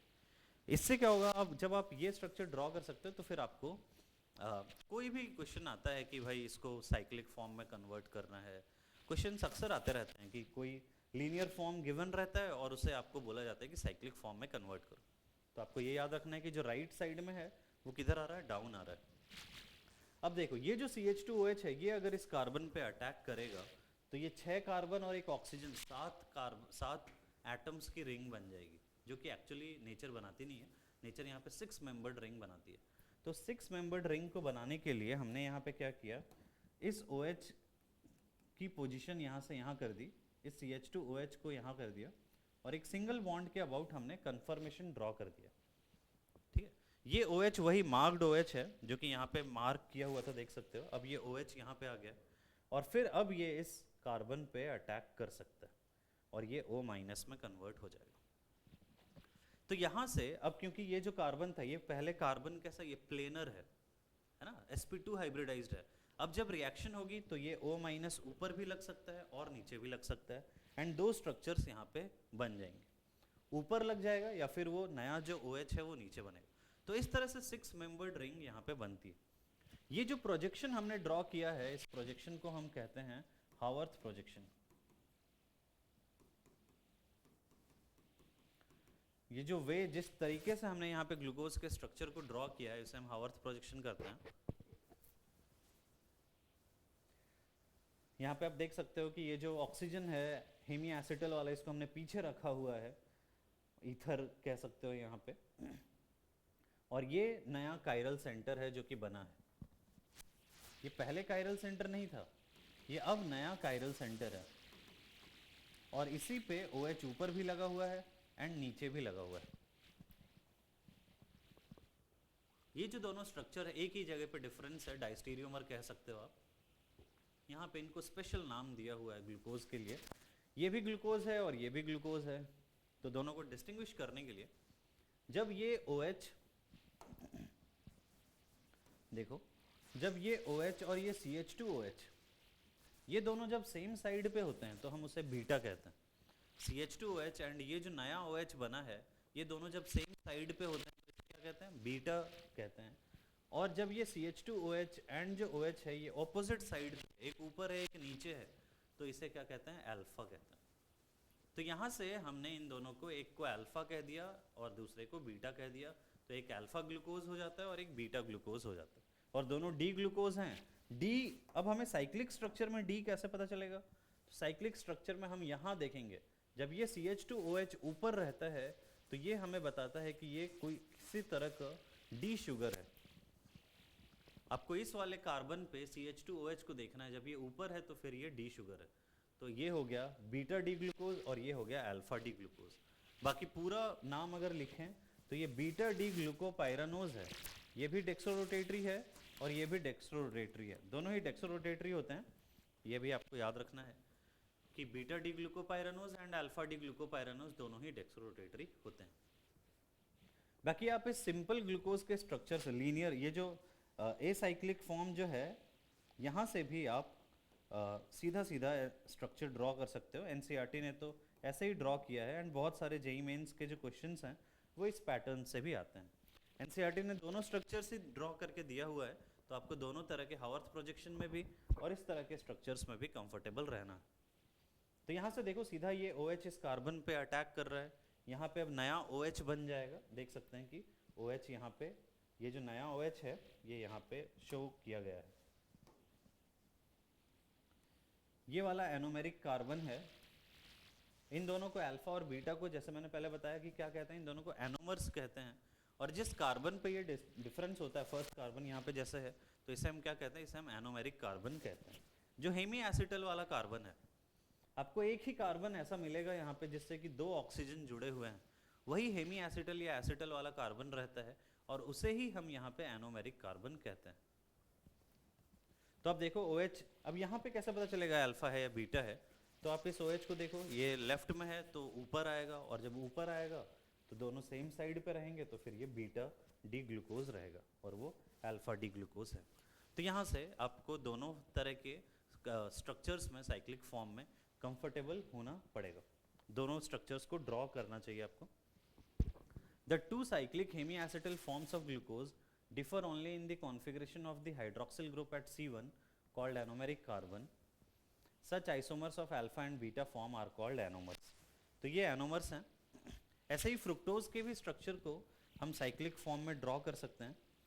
फ्रुक्टोज का स्ट्रक्चर अगर हम देखें, CH2OH है, डबल बॉन्ड O है। अब ये जो फ्रुक्टोज है ये 5 मेंबर्ड रिंग के फॉर्म में नेचर में एग्जिस्ट करता है। फ्रुक्टोज नेचर में 5 मेंबर्ड मतलब फ्यूरानोज फॉर्म में एग्जिस्ट करता है। 6 मेंबर्ड पायरान वर्ड से आ रहा है, 6 मेंबर्ड रिंग से, उसे पायरानोज कहते हैं। और ये फ्यूरान से आ रहा है तो इसे फ्यूरानोज कहते हैं। तो ये जो फ्रुक्टोज है इसे मैं सीधा अभी 5 मेंबर्ड रिंग में ड्रॉ कर रहा हूँ। ये वाला हमेशा एनोमेरिक कार्बन अभी हम ड्रॉ करेंगे, है ना, ये एनोमेरिक कार्बन है। वैसे यहाँ पे अगर आप देखो पहले रिएक्शन में, ये वाला जो ऑक्सीजन है ये इस पे अटैक करता है। ये फर्स्ट कार्बन हो गया, ये सेकंड हो गया, तो ये सेकंड कार्बन है यहाँ पे, थर्ड, फोर्थ, फिफ्थ, ठीक है। ये सेकंड, थर्ड, फोर्थ, होपफुली आपको दिख रहा है, ये क्लैरिटी है। हाँ, थोड़ा सा और बड़ा लिख देता हूँ इसको मैं अभी। तो ये वाला थर्ड कार्बन है अभी यहाँ पे, ठीक है, और फोर्थ और फिफ्थ है। अब फर्स्ट कार्बन CH2OH है, और यहाँ पे जैसा सेकंड कार्बन पे अटैक हो रहा है तो ये नया OH यहाँ पे बनेगा। तो यहाँ पे OH ऊपर भी रह सकता है और या फिर नीचे भी रह सकता है। तो एक OH और एक CH2OH जो वहाँ पे जुड़ा हुआ है। थर्ड कार्बन पे देखो, थर्ड कार्बन पे OH लेफ्ट में है तो ये ऊपर आएगा, फिर फोर्थ कार्बन पे राइट में है तो ये नीचे आएगा, फिर फिफ्थ कार्बन पे D है, D का मतलब CH2OH जो है ये ऊपर रहेगा, ठीक है। तो ये हो जाएगा, दोनों सेम साइड रहते हैं तो बीटा कहते हैं, ये बीटा डी फ्रुक्टोफ्यूरानोज हो जाएगा। एंड ऐसे ही जब हम इसको 5 मेंबर्ड रिंग है, OH को हमने नीचे बनाया, CH2OH तो ऊपर है ही यहाँ पे, बाकी तो CH2OH ऊपर है, फिर एक OH नीचे है और फिर एक OH ऊपर है। तो इन दोनों को अब अगेन कंपेयर करेंगे हम, ये CH2OH और ये OH, ये ऑपोजिट साइड पे है, एंड देयरफॉर ये क्या हो जाएगा, ये अल्फा डी फ्रुक्टोज हो जाएगा। तो फ्रुक्टोज के लिए भी आप दोनों स्ट्रक्चर्स ड्रॉ कर सकते हो। बस आपको याद रखना पड़ेगा कि जो ग्लूकोज है वो तो पायरानोज फॉर्म में एग्जिस्ट करता है, एंड फ्रुक्टोज कौन से फॉर्म में एग्जिस्ट करता है, फ्रुक्टोज फ्यूरानोज फॉर्म में एग्जिस्ट करता है, ठीक है। आगे आते हैं, अब हम डाइसैकेराइड्स पे आते हैं। तो जब हम डाइसैकेराइड्स को देखें, डाइसैकेराइड्स इसका मतलब क्या है, सॉरी, आपको नाम से ही वैसे पता चलना चाहिए कि डाइसैकेराइड्स मतलब कि 2 मोनोसैकेराइड्स को जब ज्वाइन कर दिया जाए, डाइसैकेराइड्स की जब हम हाइड्रोलाइसिस करेंगे H2OH+ में, तो हमें क्या मिलेगा, हमें 2 मोनोसैकेराइड्स मिलेंगे। सेम भी हो सकते हैं, डिफरेंट भी हो सकते हैं, 2 मोनोसैकेराइड यूनिट्स। अब बात यह है कि वो किस तरह से अटैच होते हैं और उनके स्ट्रक्चर्स कैसे होते हैं। 2 monosaccharides are joined together by an oxide linkage formed by the loss of a water molecule. Oxide linkage होता है, such a linkage between 2 monosaccharide units through oxygen atom is called glycosidic linkage. तो वो जो oxide linkage है उसे हमने यहाँ पे एक स्पेशल नाम दिया हुआ है, उसे हम क्या कहते हैं, ग्लाइकोसाइडिक लिंकेज कहते हैं। और ये ग्लाइकोसाइडिक लिंकेज बेसिकली क्या होता है, ये बेसिकली एसिटल बॉन्ड्स होते हैं, एसिटल्स होते हैं। जैसे हमने हेमी एसिटल देखा अभी, साइक्लिक हेमी एसिटल, वैसे ही जब सेम कार्बन पे दो OR ग्रुप्स जुड़ जाते हैं तो उसे हम क्या कहते हैं, एसिटल्स कहते हैं। तो यहाँ पे जब कार्बोहाइड्रेट्स के अंदर जो हेमी एसिटल पे फर्दर अल्कोहल अटैक करता है तो फिर हम उसे साइक्लिक एसिटल मतलब एसिटल्स कहते हैं, जिसे हम यहाँ पे स्पेशल नाम ग्लाइकोसाइडिक लिंकेज कहते हैं। सबसे पहला देखो, हमें यहाँ पे 3 डाइसैकेराइड्स के बारे में पढ़ना है, एक सुक्रोज है, एक लैक्टोज है और एक माल्टोज है। ये 3 डाइसैकेराइड्स के बारे में पढ़ना है। सबसे पहले हम सुक्रोज पे आते हैं। अब सुक्रोज आपको फिर है ना स्ट्रक्चर्स, थोड़ा स्ट्रक्चर तो नहीं लेकिन क्या क्या इसमें प्रेजेंट होता है, कहाँ पे बॉन्ड्स रहते हैं, ये थोड़ा थोड़ा आपको यहाँ पे याद रखना पड़ेगा। तो सुक्रोज में डी ग्लूकोज और डी फ्रुक्टोज है, are held together by a glycosidic linkage between C1 of alpha D glucose and C2 of beta D fructose. Alpha D glucose and C2 of beta D fructose, ठीक है। तो आपको ये structure याद रखना पड़ेगा। जैसे मैं एक बार फटाफट आपको एक स्ट्रक्चर ड्रॉ करके बताता हूँ। अल्फा डी ग्लूकोज है तो देखो जैसे कि अल्फा बनाना है, एक तो CH2OH ऊपर हो गया, फिर OH नीचे होता है ग्लूकोज में, फिर OH ऊपर होता है, फिर नीचे होता है, और अल्फा बनाने के लिए OH आपको यहाँ पे नीचे रखना पड़ेगा, है ना। और इधर से ही वो फिर दूसरे फ्रुक्टोज के साथ जुड़ता है।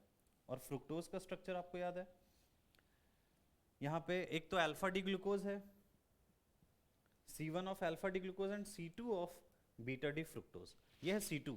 यहाँ पे एक CH2OH होता है फिर, और मैंने बताया कि CH2OH यहाँ पे भी है जो कि D बताता है, फिर OH नीचे है, फिर OH ऊपर है। तो ये जो स्ट्रक्चर है ये बन गया हमारा क्या, तो ये बन गया सुक्रोज।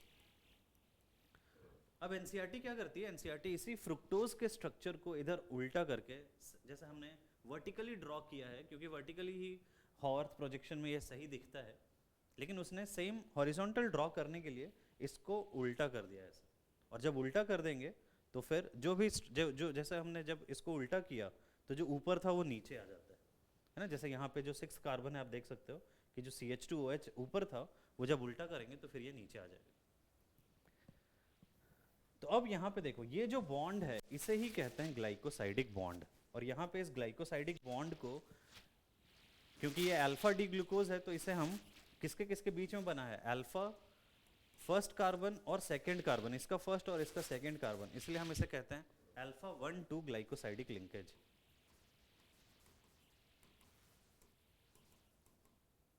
तो ये अल्फा 1,2 ग्लाइकोसाइडिक लिंकेज है। यहाँ पे भी आप देख सकते हो कि आपको एक ऐसा कार्बन मिलेगा जिससे कि 2 OR ग्रुप्स हैं, तो ये एसिटल बॉन्ड है, यही ग्लाइकोसाइडिक बॉन्ड है। ऐसे यहाँ पे इस तरफ से भी ग्लाइकोसाइडिक बॉन्ड ही है। यहाँ इस वाले कार्बन के नज़र से भी देखोगे तो भी आपको ग्लाइकोसाइडिक बॉन्ड ही दिखेगा, लेकिन जो नॉर्मल तरीका है देखने का उसमें हम ग्लूकोज के तरफ से व्यू करते हैं, एंड देयरफॉर हम इसे अल्फा 1,2 ग्लाइकोसाइडिक लिंकेज कह रहे हैं। बाकी अगर आप सुक्रोज में देखो तो यहाँ पे आपको 2 एसिटल्स मिलेंगे एंड कोई हेमी एसिटल नहीं मिलेगा।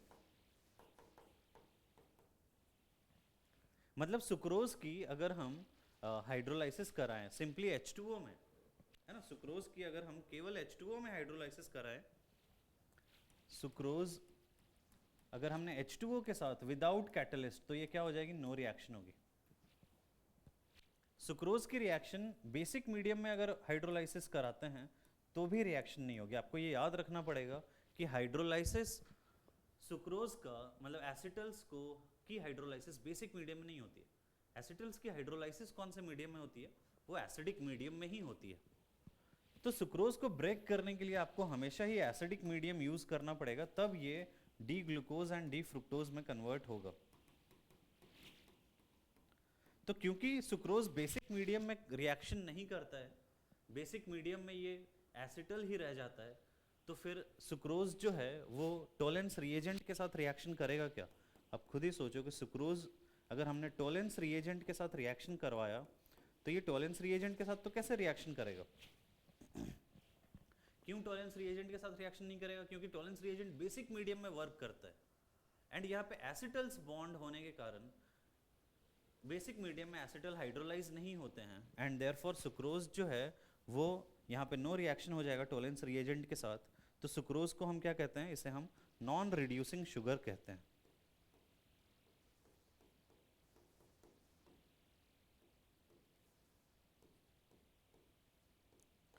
तो ये आपको पता रखना पड़ेगा कि जहां पे आपको हेमी एसिटल्स दिख रहे हैं, एल्डिहाइड कीटोन मोनोसैकेराइड्स तो लगभग सारे के सारे कैसे हो जाएंगे, वो सब तो रिड्यूसिंग शुगर हो जाएंगे, लेकिन डाइसैकेराइड्स ट्राइसैकेराइड ऐसा कुछ रहता है तो फिर आपको चेक करना पड़ेगा कि वहां पे कैसे बॉन्ड्स हैं। अगर केवल एसिटल बॉन्ड्स आपको दिख रहे हैं तो फिर वो कैसा हो जाएगा, वो नॉन रिड्यूसिंग शुगर हो जाएगा।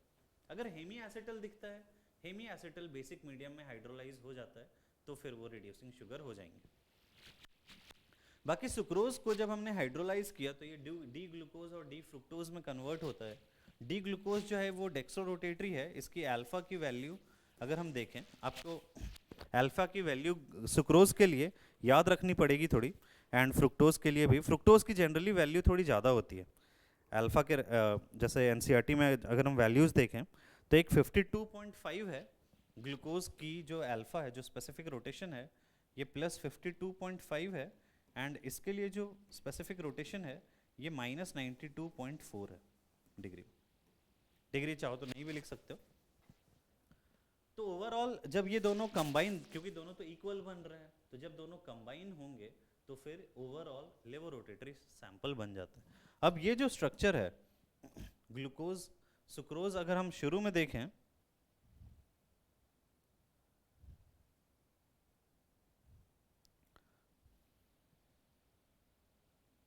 सुक्रोज को, जब अगर हम स्टार्टिंग में देखें शुरू में, तो ये रहता है dextro rotatory,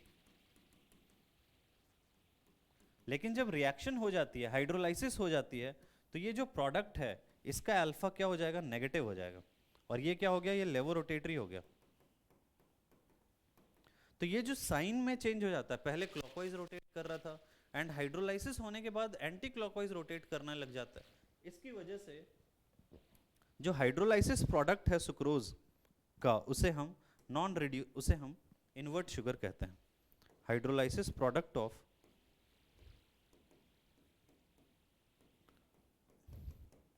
sucrose is called invert sugar.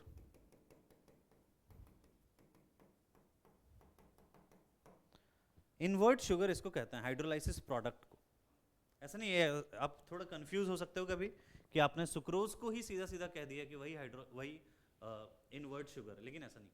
Hydrolysis product क्यों, क्योंकि पहले तो वो डेक्सो रोटेटरी था, क्लॉकवाइज रोटेट कर रहा था, और रिएक्शन के बाद जब रिएक्शन हो जाती है तो फिर वो लेवो रोटेटरी हो जाता है, वो एंटी क्लॉकवाइज रोटेशन शुरू कर देता है। तो वो जो चेंज ऑफ रोटेशन हमें यहाँ पे देखने को मिलता है प्लस से माइनस, इसकी वजह से इसके हाइड्रोलाइसिस प्रोडक्ट को हम इन्वर्ट शुगर कहते हैं। तो सुक्रोज के लिए आपको ये सब इंफॉर्मेशन ध्यान रखनी पड़ेगी। सुक्रोज एक डाइसैकेराइड है, आपको कनेक्शन पता होना चाहिए कि यहाँ पे कनेक्शन कैसा है। तो कनेक्शन आप देख सकते हो कि कनेक्शन में अल्फा डी ग्लूकोज और बीटा डी फ्रुक्टोज जो है वो C1 और C2 पोजीशन से पे लिंक्ड हैं। फिर हमने देखा कि ये कैसे रिएक्शंस किस तरह की करता है, नॉन रिड्यूसिंग शुगर क्यों है, एंड इन्वर्ट शुगर यहाँ पे क्या होता है, ठीक है। फिर माल्टोज पे आते हैं। तो माल्टोज में सिमिलरली जब हम देखें, माल्टोज माल्ट वर्ड से ही आ रहा है, तो यहाँ पे 2 अल्फा डी ग्लूकोज होते हैं और ये alpha D glucose C1 C4 position पे लिंक्ड है, ठीक है। तो ये माल्टोज का स्ट्रक्चर हो गया। आप अल्फा डी ग्लूकोज बनाओ, 2 अल्फा डी ग्लूकोज बनाओ और इनके C1 और C4 पे लिंक कर दो, तो ये आपको अल्फा 1,4 ग्लाइकोसाइडिक लिंकेज मिलेगा यहाँ पे। This is alpha 1,4 glycosidic linkage. And अगर हम यहाँ पे हेमी एसिटल्स और एसिटल्स आपसे पूछें तो आपको हेमी एसिटल यहाँ पे दिख रहा है, ये एक हेमी एसिटल है और वो एसिटल है। अब हेमी एसिटल होने के कारण जब इसके हाइड्रोलाइसिस करते हैं तो ये हेमी एसिटल ओपन हो जाएगा, ये यहाँ पे एल्डिहाइड और अल्कोहल में कन्वर्ट हो जाएगा, और एल्डिहाइड बनने के कारण फिर वो टॉलेंस रिएजेंट के साथ रिएक्शन कर सकता है। एंड देयरफॉर ये जो माल्टोज है, ये माल्टोज कैसा शुगर हो जाएगा, ये एक रिड्यूसिंग शुगर हो जाएगा। तो ये हमें पता रखना पड़ेगा कि रिएक्शन कैसे करता है, टॉलेंस रिएजेंट के साथ कौन रिएक्शन करता है, फेलिंग्स रिएजेंट के साथ कौन रिएक्शन करता है। तो यहाँ पे हमें सीधा सीधा देखने को मिल रहा है कि जब माल्टोज की रिएक्शन, क्योंकि माल्टोज में हेमी एसिटल है तो आप ऐसे याद भी रख सकते हैं थोड़ा कि अगर आपको केवल एसिटल्स मिल रहे हैं तो एसिटल्स हाइड्रोलाइज नहीं होंगे और वो नॉन रिड्यूसिंग शुगर हो जाएगा, और अगर हेमी एसिटल मिल रहा है किसी भी डाइसैकेराइड में तो फिर वो क्या हो जाएगा, वो एक रिड्यूसिंग शुगर हो जाएगा, मतलब वो टॉलेंस रिएजेंट या फेलिंग रिएजेंट के साथ रिएक्शन कर सकता है। इसके बाद लैक्टोज पे आते हैं। लैक्टोज को हम मिल्क शुगर भी कहते हैं, ऑब्वियसली क्योंकि मिल्क में मिलता है हमें। तो लैक्टोज का जो नाम है, लैक्टोज वर्ड कहां से आ रहा है, लैक्टोज वर्ड इटसेल्फ आ रहा है गैलेक्टोज से, है ना, गैलेक्टोज से ये वर्ड आ रहा है लैक्टोज। तो एक तो आपको मोनोमर इसका पता चल गया, मोनोसैकेराइड गैलेक्टोज है, और दूसरा बीटा डी ग्लूकोज होता है। एक बीटा डी गैलेक्टोज होता है एंड एक बीटा डी ग्लूकोज होता है। और इन दोनों में कनेक्शन कैसा होता है, इन दोनों में connection again C1 C4 position पे, तो इस बार हम इसे बीटा 1,4 ग्लाइकोसाइडिक बॉन्ड कहेंगे।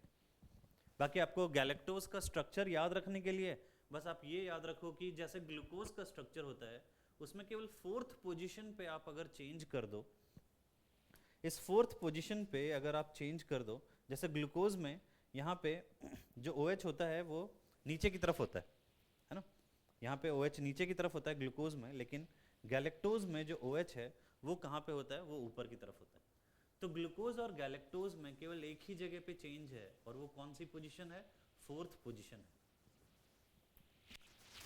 और लैक्टोज में भी अगर आप देखो तो आपको यहाँ पे एक हेमी एसिटल दिख रहा है, और अगर हेमी एसिटल दिख रहा है तो अभी मैंने बताया कि हेमी एसिटल्स हाइड्रोलाइज हो सकते हैं, और फिर यहाँ पे जो एल्डिहाइड है वो ऑक्सीडाइज होकर ये किस में कन्वर्ट हो जाएगा, ये टॉलेंस रिएजेंट के साथ रिएक्शन करके और कार्बोक्सिलिक एसिड में कन्वर्ट हो जाएगा। तो लैक्टोज को भी हम क्या कहेंगे, इसे भी हम एक रिड्यूसिंग शुगर ही कहेंगे। मतलब तीनों डाइसैकेराइड्स में केवल एक ही नॉन रिड्यूसिंग शुगर हमें मिला है, और वो नॉन रिड्यूसिंग शुगर कौन सा है, वो है सुक्रोज। ठीक है, डाइसैकेराइड्स के बाद नेक्स्ट सेक्शन अपना है पॉलीसैकेराइड्स। अब इस पॉलीसैकेराइड्स में जैसे हमने पहले ही देखा, नाम से पता चल रहा है हमें कि पॉलीसैकेराइड के अंदर large number of monosaccharide units होते हैं। अगर इनकी हाइड्रोलाइसिस कर दे तो हमें hundreds to thousands monosaccharide units मिल जाए। 3 पॉलीसैकेराइड के बारे में हमें पढ़ना है। यहाँ पे जो पॉलीसैकेराइड सारे हम पढ़ेंगे उन सब में एक ही कॉमन मोनोसैकेराइड, सब में ग्लूकोज ही रहेगा। सबसे पहला स्टार्च। स्टार्च को हम ये फूड स्टोरेज फॉर प्लांट्स होता है, प्लांट्स अपने लिए फूड स्टोर करके रखते हैं स्टार्च के फॉर्म में, जिसे हम कंज्यूम भी करते हैं। Starch is a polymer of alpha glucose, है ना, ये अल्फा ग्लूकोज ही रहता है इसमें। और 2 कंपोनेंट्स होते हैं स्टार्च में, एक अमाइलोज होता है और दूसरा अमाइलोपेक्टिन होता है। इन दोनों के बारे में अगर हम देखें कि अमाइलोज और अमाइलोपेक्टिन कैसे हैं, तो अमाइलोज कितना अमाउंट रहता है स्टार्च के अंदर, 15 to 20% अमाउंट होता है अमाइलोज का, एंड 80 to 85% अमाउंट होता है अमाइलोपेक्टिन का। अमाइलोज एक वाटर सॉल्युबल कंपोनेंट है and amylopectin water insoluble component है। अमाइलोज अनब्रांच चेन होती है। जो अल्फा डी ग्लूकोज यहाँ पे है वो C1 C4 पोजीशन से कनेक्टेड है। तो अमाइलोज का स्ट्रक्चर कैसा है, अगर आप रिकॉल करो डाइसैकेराइड में अभी हमने माल्टोज का स्ट्रक्चर पढ़ा था, है ना, जहाँ पे alpha D glucose C1 C4 position से लिंक थे, वैसे ही यहाँ वहाँ पे बस 2 थे और यहाँ पे हंड्रेड्स में स्ट्रक्चर्स कनेक्टेड रहते हैं। तो आप देख सकते हो कि जब हम अमाइलोज का स्ट्रक्चर देख रहे हैं तो ये यहाँ पे आपको अल्फा 1,4 ग्लाइकोसाइडिक लिंकेजेस दिखते जाएंगे। तो यही चलता जाएगा, ऐसा रिपीट होता जाएगा, तो हम इसे पॉलीसैकेराइड कहते हैं। Alpha 1,4 glycosidic linkage. और अमाइलोपेक्टिन ब्रांच्ड होता है। ब्रांचिंग कहाँ पे होती है, अल्फा 1,6 पोजीशन, मतलब फर्स्ट पोजीशन एंड 6 पोजीशन के बीच में। तो एक तो ये लीनियर रहता है वैसे ही अमाइलोज की तरह, लेकिन फर्स्ट कार्बन और 6th कार्बन में किसी किसी जगह पे ब्रांचिंग साइट्स भी आपको देखने को मिलेंगी। ये अल्फा 1,6 ग्लाइकोसाइडिक लिंकेज है और ये अल्फा 1,4 ग्लाइकोसाइडिक लिंकेजेस हैं ये सब। तो ये 2 तरह के लिंकेजेस आपको यहाँ पे मिलेंगे, है ना। तो स्टार्च इन दोनों का मिक्सचर है, अमाइलोज एंड अमाइलोपेक्टिन का, ठीक है। फिर सेल्यूलोज पे आते हैं। तो cellulose occurs exclusively in plants, ये हमें पता है प्लांट सेल वॉल में काम रहता है, और यहाँ पे बीटा डी ग्लूकोज प्रेजेंट होता है ना? और ये बीटा 1,4 ग्लाइकोसाइडिक लिंकेजेस होते हैं। सेल्यूलोज में बीटा लिंकेजेस होते हैं, बीटा 1,4 ग्लाइकोसाइडिक लिंकेजेस होते हैं। बीटा बॉन्ड्स जनरली हमारी बॉडी ब्रेक नहीं कर पाती है, तो सेल्यूलोज डाइजेस्ट नहीं होता हमसे। सिमिलरली लैक्टोज में भी प्रॉब्लम आती है काफ़ी, है ना, क्योंकि लैक्टोज के अंदर भी बीटा बॉन्ड्स होते हैं। Cellulose is a straight chain polysaccharide composed only of beta D glucose units, again C1 C4 से linked है, और glycogen। थर्ड जो polysaccharide है हमारे पास, this is glycogen. The carbohydrates are stored in animal body as glycogen. It is also known as animal starch because its structure is similar to amylopectin. Glycogen का structure किसके जैसा है? Amylopectin के जैसा है, मतलब ब्रांचिंग है। कहाँ पे ब्रांचिंग होती है? 1 और 6 के बीच में, बस ये ज़्यादा हेविली ब्रांच्ड होता है than amylopectin. It is present in liver, muscles and brain. तो ये हमने सारे के सारे स्ट्रक्चर्स यहाँ पे कार्बोहाइड्रेट्स के बारे में डिस्कस किया। अब हम आगे चलते हैं प्रोटीन्स के बारे में।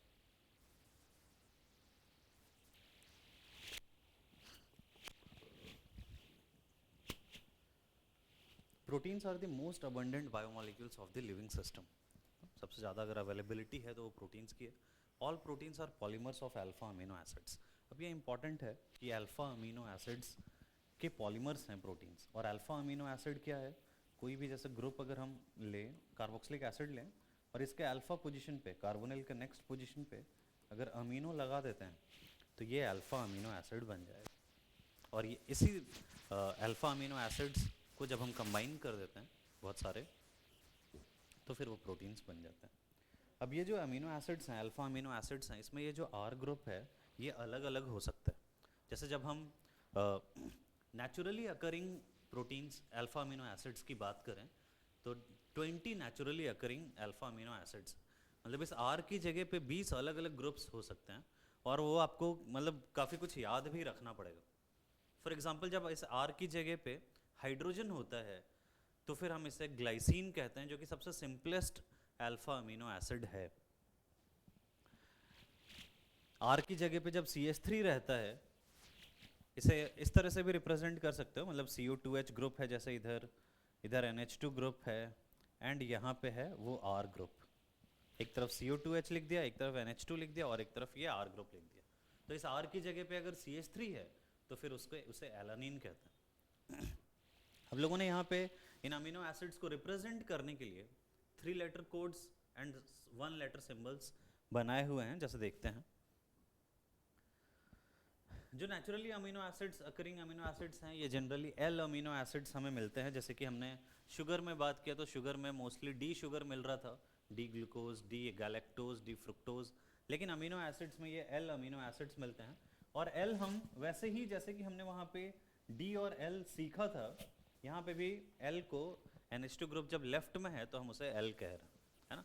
डेक्स्ट्रो रोटेटरी और लेवो रोटेटरी से कोई मतलब नहीं होता है यहाँ पे भी। जैसे ग्लाइसिन देखो तो ग्लाइसिन में R की जगह पे हाइड्रोजन है, मतलब ग्लाइसिन का स्ट्रक्चर कैसा हो जाएगा? CO2H है, NH2 है, बस इतना ही है, यहाँ पे एक हाइड्रोजन। और ये कैसा है? ये अकायरल है। ग्लाइसिन को कैसे रिप्रेजेंट कर रहे हैं? ग्लाइसिन को G से रिप्रेजेंट कर रहे हैं। ये अकेला अमीनो एसिड है 20 में से, ये अकेला है जो कि अकायरल है, बाकी सारे के सारे कायरल है। जैसे देखो एलानिन, एलानिन में यहाँ पे CH3 ग्रुप होता है, CO2H है, NH2, ये तो कॉमन ही है CO2H NH2, यहाँ पे CH3 ग्रुप है, तो इसे हम क्या कहेंगे? ये है एलानिन। ऐसे ही जब यहाँ पे आइसोप्रोपाइल ग्रुप होता है तो ये वैलिन है। और ल्यूसिन और आइसोल्यूसिन, आइसोल्यूसिन में सेकेंडरी ब्यूटाइल है और ल्यूसिन में आइसोब्यूटाइल है।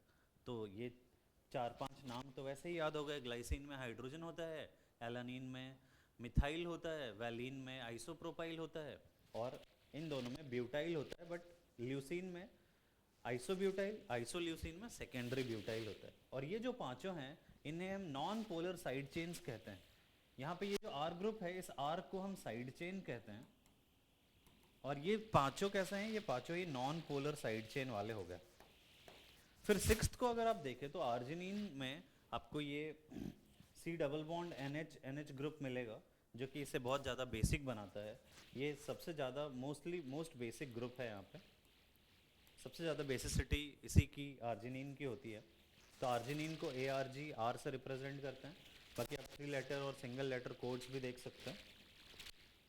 लाइसिन को K से रिप्रेजेंट करते हैं क्योंकि ऑलरेडी L किसी को दिया हुआ था तो K उसके पास में है। और लाइसिन भी बेसिक है। ये 6 और 7 जो हैं ये दोनों ही बेसिक हैं। फिर 8 और 9 को अगर देखो glutamic acid and aspartic acid, तो ये दोनों फिर एसिडिक साइड चेन्स वाले ग्रुप हो जाएंगे। फिर ग्लूटामाइन और एस्परजिन ये दोनों कैसे हैं, ये दोनों में अमाइड है। ये इसी के डेरिवेटिव्स हैं समझ लो। ग्लूटामिक एसिड से ग्लूटामिन आ रहा है अमाइड में, और एस्पार्टिक एसिड से एस्परजिन आ रहा है अमाइड में। फिर थ्रियोनिन और सेरीन इन दोनों में अल्कोहल ग्रुप है। फिर सिस्टीन और मिथियोनिन ये दोनों सल्फर कंटेनिंग है। फिर इसके बाद फिनाइल एलानिन, टायरोसिन, फिर इसके बाद बाकी सारे जो हैं वो सब कैसे हैं, उन सब में एरोमेटिक साइड चेन्स हैं। फिर ये पूरा जो टेबल है, ये टेबल आपको एनसीईआरटी में एज इट इज़ मिल जाएगा, वहीं से हमने लिया हुआ है, तो आप वहाँ पे भी चीज़ों को लिख सकते हो। ट्रिप्टोफैन है, हिस्टिडीन है, प्रोलीन है। अब ट्रिप्टोफैन में W है। क्यों है W? क्योंकि इसको थोड़ा रीड ऐसा करते हैं, ट्रिप्टोफैन रीड करते हैं। एंड T तो नहीं दे सकते थे क्योंकि T ऑलरेडी टायरोसिन को तो Y मिला हुआ है, थ्रियोनिन को T मिला हुआ था, तो टायरोसिन को इसका लेटर नेक्स्ट Y दे दिया, और ट्रिप्टोफैन को ट्रिप्टोफैन रीड करने की वजह से W दे दिया। हिस्टिडीन को H देते हैं एंड प्रोलीन को P देते हैं।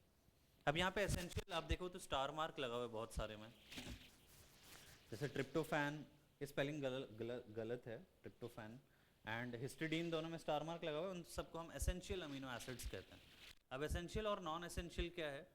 ऐसे अमीनो एसिड्स जो कि हमें बाहर से डाइट के थ्रू चाहिए, जो हमारी बॉडी नहीं बना सकती है, उसे एसेंशियल कहते हैं। और जो हमारी बॉडी बना सकती है उसे हम नॉन एसेंशियल अमीनो एसिड्स कहते हैं, जो हमें बाहर से डाइट में लेने की ज़रूरत नहीं है।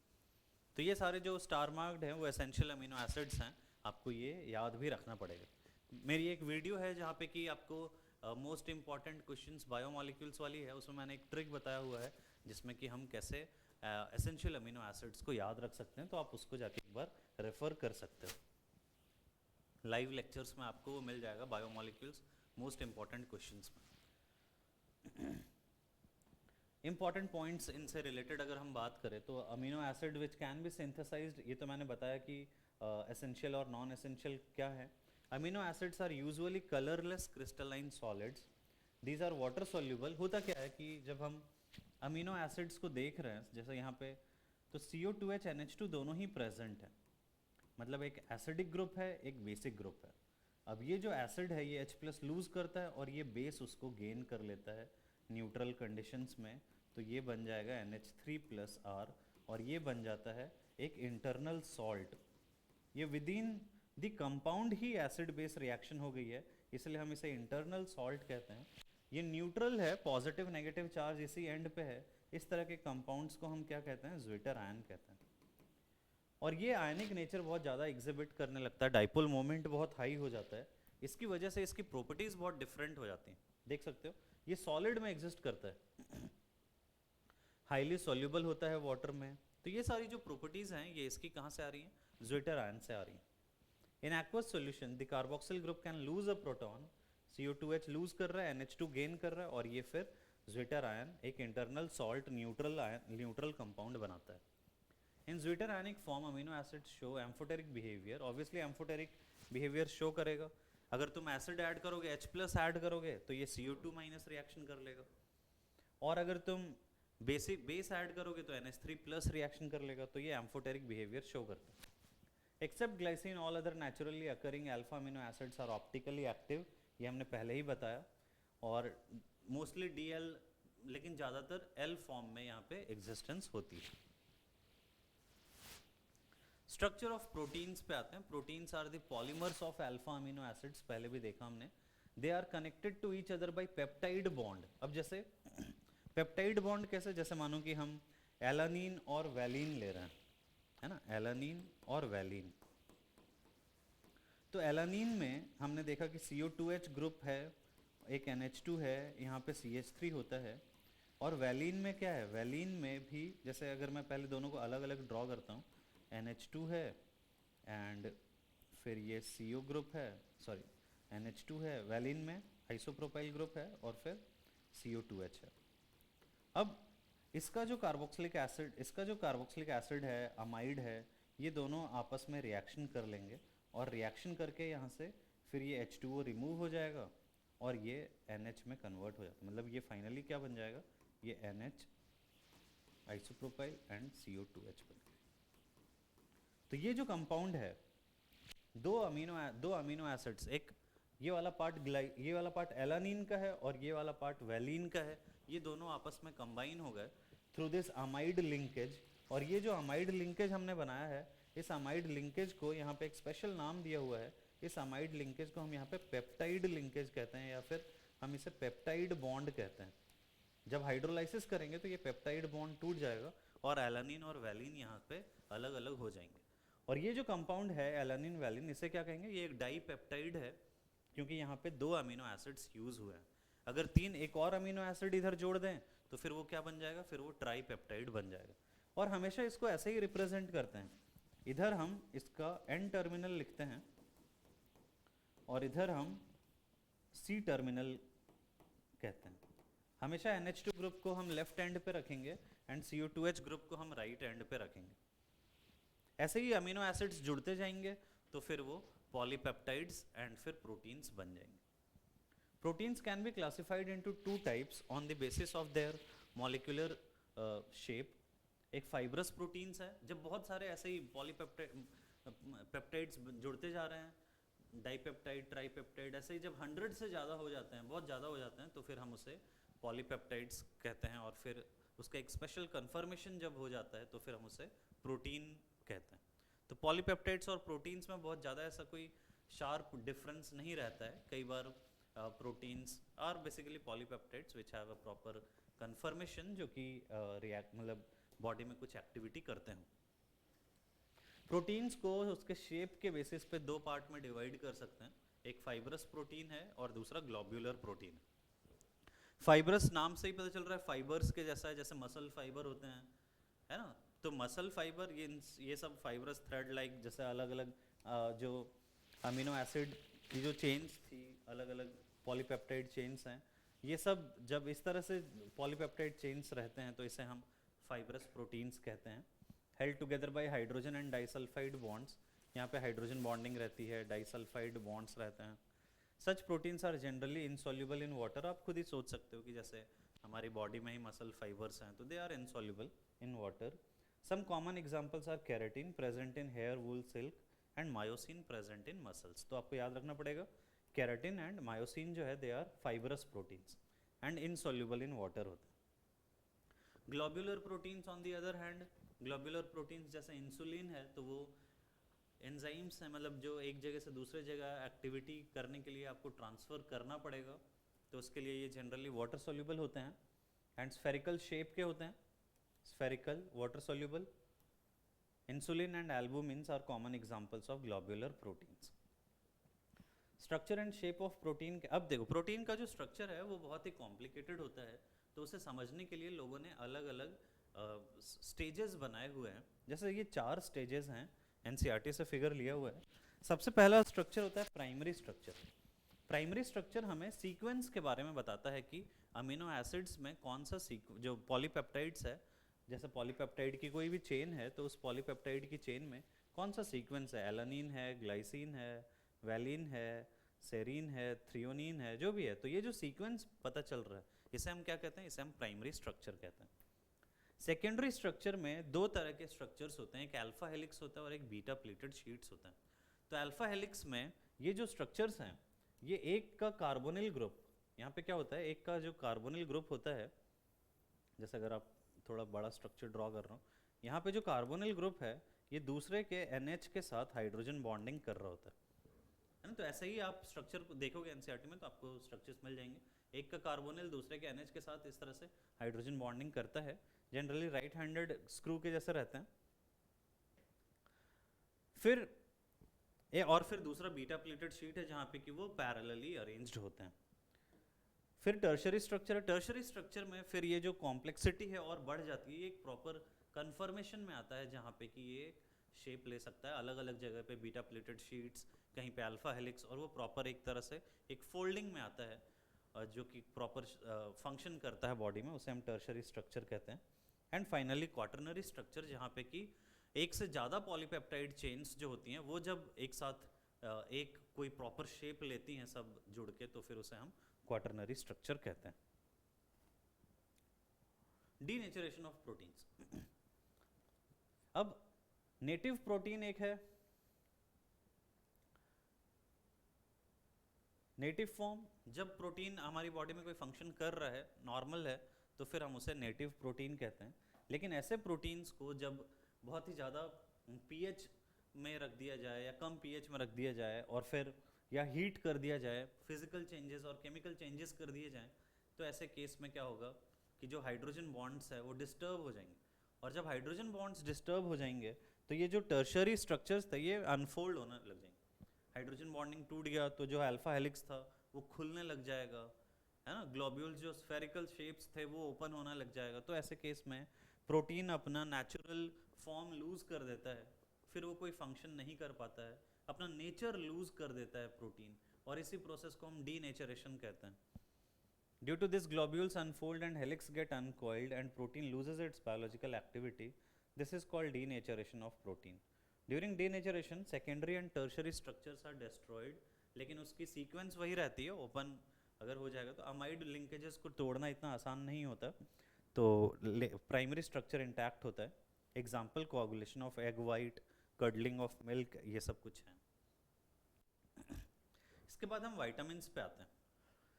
वाइटामिन्स दो तरह के यहाँ पे आपको देखने को मिलेंगे, वाइटामिन्स को क्लासिफाई कर रहे हैं, एक तो फैट सोल्यूबल वाइटामिन्स में एंड वाटर सोल्यूबल वाइटामिन्स में। थोड़ा याद रखने वाली चीज़ें हैं। फैट सोल्यूबल ADEK जो है ये फैट सोल्यूबल है, and water soluble B and C groups जो हैं वो वाटर सोल्यूबल है एंड यूरिन में एक्सक्रीट हो जाते हैं एक्सेप्ट B12, और बाकी सारे जो हैं वो आपको फ्रीक्वेंटली कंज्यूम करते रहना पड़ेगा, विटामिन B एंड C, क्योंकि यूरिनेशन में वो एक्सक्रीट हो जाता है। बाकी आपको ये सब थोड़ा बहुत याद रखना पड़ सकता है। सोर्सेस तो खैर कभी पूछते नहीं है, डिजीज़ के बारे में कभी पूछ लेते हैं कि कौन सी डिजीज़ कौन से विटामिन की कमी से हो रही है। तो डेफिशिएंसी डिजीज़ जैसे ज़ेरोप्थैल्मिया है विटामिन A से, विटामिन B का नाम भी याद रखना है, थायामीन कहते हैं, थियामिन कहते हैं। तो ये बेरी है, विटामिन B2 राइबोफ्लेविन, क्लियोसिस है, B6 पायरोडॉक्सिन जैसे कन्वल्जन्स हैं, तो ये सब थोड़े याद रखने पड़ेंगे आपको। B12 पर्निशियस एनीमिया है, विटामिन C स्कर्वी है, D रिकेट्स है, vitamin E increase fragility of RBCs, vitamin K increase blood clotting time, तो ये सब ठीक है। एंड फाइनली फिर न्यूक्लिक एसिड्स हैं। एंजाइम्स मैंने बताया कि एंजाइम्स हम स्किप कर रहे हैं क्योंकि हमें एंजाइम्स में सिंपल सा एक दो पैराग्राफ दिया हुआ है, बायो कैटलिस्ट के जैसे रहते हैं, आप एक बार पढ़ लेना कि सिंपल जो प्रोटीन्स हैं जो कि रिएक्शंस को कैटलाइज करते हैं, रिएक्शन को फास्टर बनाते हैं, उन्हें हम एंजाइम्स कहते हैं। उन्हें जनरली एज से लिखा जाता है, ASE एंडिंग करते हैं। और जिस तरह के एंजाइम्स होते हैं, जैसा काम करते हैं, जैसे सुक्रोज को ब्रेक करने वाले एंजाइम को बॉडी में इन्वर्टेज कहा जाता है, तो उसके नाम के हिसाब से थोड़ा उसका एंजाइम का भी नाम रहता है जिस पे वर्क करता है या जैसा प्रोडक्ट बनता है।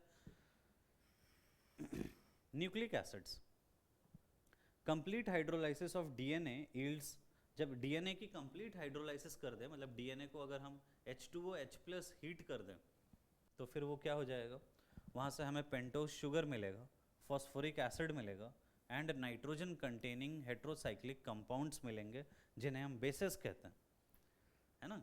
एक तो हमें पेंटोज शुगर मिल जाएगा, फॉस्फोरिक एसिड मिल जाएगा और 4 तरह के बेसेस मिल जाएंगे जब हम DNA की हाइड्रोलाइसिस कर दें। तो DNA की हाइड्रोलाइसिस करने पे पेंटोज शुगर कौन सा मिलता है हमें, ये पेंटोज शुगर मिलता है राइबोज 2-डीऑक्सीराइबोज, βD2-डीऑक्सीराइबोज मिलता है, βD2-डीऑक्सीराइबोज। और क्या मिलेगा हमें, इसके साथ मिलेगा H3PO4 फॉस्फोरिक एसिड, एंड इसके साथ क्या मिलेगा हमें, डिफरेंट बेसिस मिलते हैं, एडेनिन मिलता है, गुआनिन मिलता है, साइटोसिन मिलता है एंड थायमिन मिलता है। तो ये 4 बेसिस हमें मिलते हैं। तो ये सारे कंपाउंड्स हमें DNA की हाइड्रोलाइसिस पे मिलेंगे। और RNA में कौन सा शुगर होता है, आरएनए में होता है बीटा डी राइबोज। आरएनए का फुल फॉर्म क्या है? Ribo nucleic acid, and DNA beta D two deoxy ribo nucleic acid.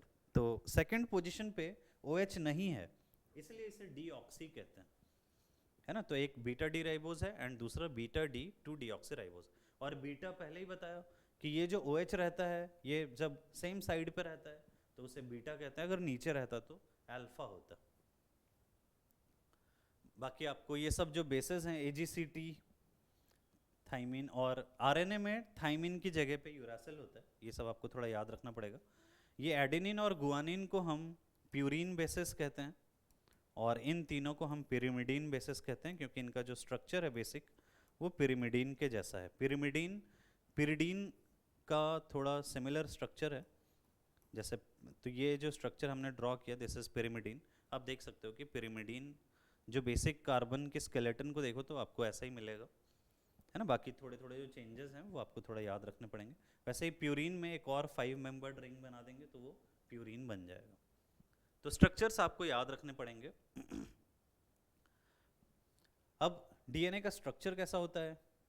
A unit formed by attachment of base. तो सबसे पहले हमने देखा कि ये पेंटोज शुगर में जब बेस यहाँ पे अटैच कर देते हैं, है ना, इस जगह पे फर्स्ट 1 प्राइम पोजीशन पे, तो इसे हम न्यूक्लियोसाइड कहते हैं। एक शुगर के साथ जब बेस मिला दिया जाए तो इसे हम न्यूक्लियोसाइड कहते हैं। 1 प्राइम 2 प्राइम कहते हैं क्योंकि बेस वाले जो कार्बन है वहां पे 1 2 3 4 नंबरिंग करते हैं हम, तो ये न्यूक्लियोसाइड हो गया। और जब इस शुगर के साथ base plus phosphoric acid 1 prime पे बेस एंड 5 प्राइम पे फॉस्फोरिक एसिड मिला दिया जाए तो फिर हम इसे न्यूक्लियोटाइड कहते हैं। और यही न्यूक्लियोटाइड जब रिपीट हो जाएंगे, बेसेस अलग अलग हो सकते हैं, एक न्यूक्लियोटाइड दूसरे न्यूक्लियोटाइड से इस 5 प्राइम और ये दूसरे का 3 प्राइम पोजीशन देख सकते हो, 3 प्राइम और 5 प्राइम पे ये जुड़ जाता है और ये एस्टर लिंकेजेस बनाते हैं, फॉस्फोडाइएस्टर लिंकेज कहते हैं इनको। फॉस्फोरस के एस्टर के जैसा है, जैसे C डबल बॉन्ड हो OR रहता है, यहाँ पे P डबल बॉन्ड हो OR है और दोनों तरफ एस्टर है। तो यहाँ पे कैसे लिंकेजेस हैं? फॉस्फोडाइएस्टर लिंकेज है। कार्बोहाइड्रेट्स में कैसे लिंकेज थे? वहाँ पे ग्लाइकोसाइडिक लिंकेज थे। प्रोटीन्स में कैसे लिंकेज थे? पेप्टाइड लिंकेजेस थे। और न्यूक्लियोटाइड्स में कैसे लिंकेजेस हैं? पॉलीन्यूक्लियोटाइड्स में, DNA RNA में फॉस्फोडाइएस्टर लिंकेजेस होते हैं। इधर आपको एक डीएनए का स्ट्रक्चर दिखाया हुआ है। डीएनए जो होता है वो एक डबल स्ट्रैंडेड न्यूक्लिक एसिड होता है। In the 2 nucleic acid chains are wound, दो न्यूक्लिक एसिड चेन्स हैं, देख सकते हो, डबल स्ट्रैंडेड है, about each other and held together by hydrogen bonds between pair of bases. और यहाँ पे अलग अलग पेयर, जिसे हम कॉम्प्लीमेंट्री भी कहते हैं, ये जो दोनों चेन्स हैं ये आपस में कॉम्प्लीमेंट्री है। किस सेंस में कॉम्प्लीमेंट्री है? जहाँ मतलब बेसिस के सेंस में, G जहाँ पे मिलेगा आपको ऑपोजिट 3 हाइड्रोजन बॉन्ड के साथ C मिलेगा। अगर एडेनिन मिल रहा है तो 2 हाइड्रोजन बॉन्ड के साथ आपको थाइमिन मिलेगा, या अगर थाइमिन मिल रहा है तो 2 हाइड्रोजन बॉन्ड के साथ एडेनिन मिलेगा। और C के ऑपोजिट हमेशा G मिलेगा, G के ऑपोजिट हमेशा C मिलेगा, इसीलिए इन दोनों स्ट्रैंड्स को हम कॉम्प्लीमेंट्री कहते हैं। और हाइड्रोजन बॉन्ड हमेशा A और T के बीच में 2 एंड C और G के बीच में 3 हाइड्रोजन बॉन्ड्स होंगे। Adenine form hydrogen bonds with thymine, whereas cytosine form hydrogen bonds with guanine. बाकी आरएनए जो होता है वो सिंगल स्ट्रैंडेड ही रहता है, कभी कभी वो खुद पे ऊपर ही रैप हो जाता है तो फिर वो डबल स्ट्रैंडेड लग सकता है। तो ये बेसिक इन्फॉर्मेशन आपको डीएनए आरएनए और बाकी के बारे में पता रखनी है। तो ये पूरा टॉपिक खत्म हो गया हमारा। हार्मोन्स के बारे में ज़्यादा कभी कुछ पूछते नहीं हैं तो आपको उस पर बहुत ज़्यादा ध्यान देने की ज़रूरत नहीं है। अगर आप नीट के स्टूडेंट हो तो ऑलरेडी आपको हार्मोन्स में बहुत सारा कुछ आता ही है, तो उसको एक बार आप रिव्यू कर सकते हो। बाकी ये चैप्टर मोर और लेस जो हमारे केमिस्ट्री के रेस्पेक्ट में था वो हमने पूरा फिनिश कर दिया है, तो आपके लिए होपफुली हेल्पफुल रहा है। अच्छा लगा आपको तो फिर कमेंट करना अगर आपके लिए हेल्पफुल रहा है तो, और लाइक करना। Thank you very much.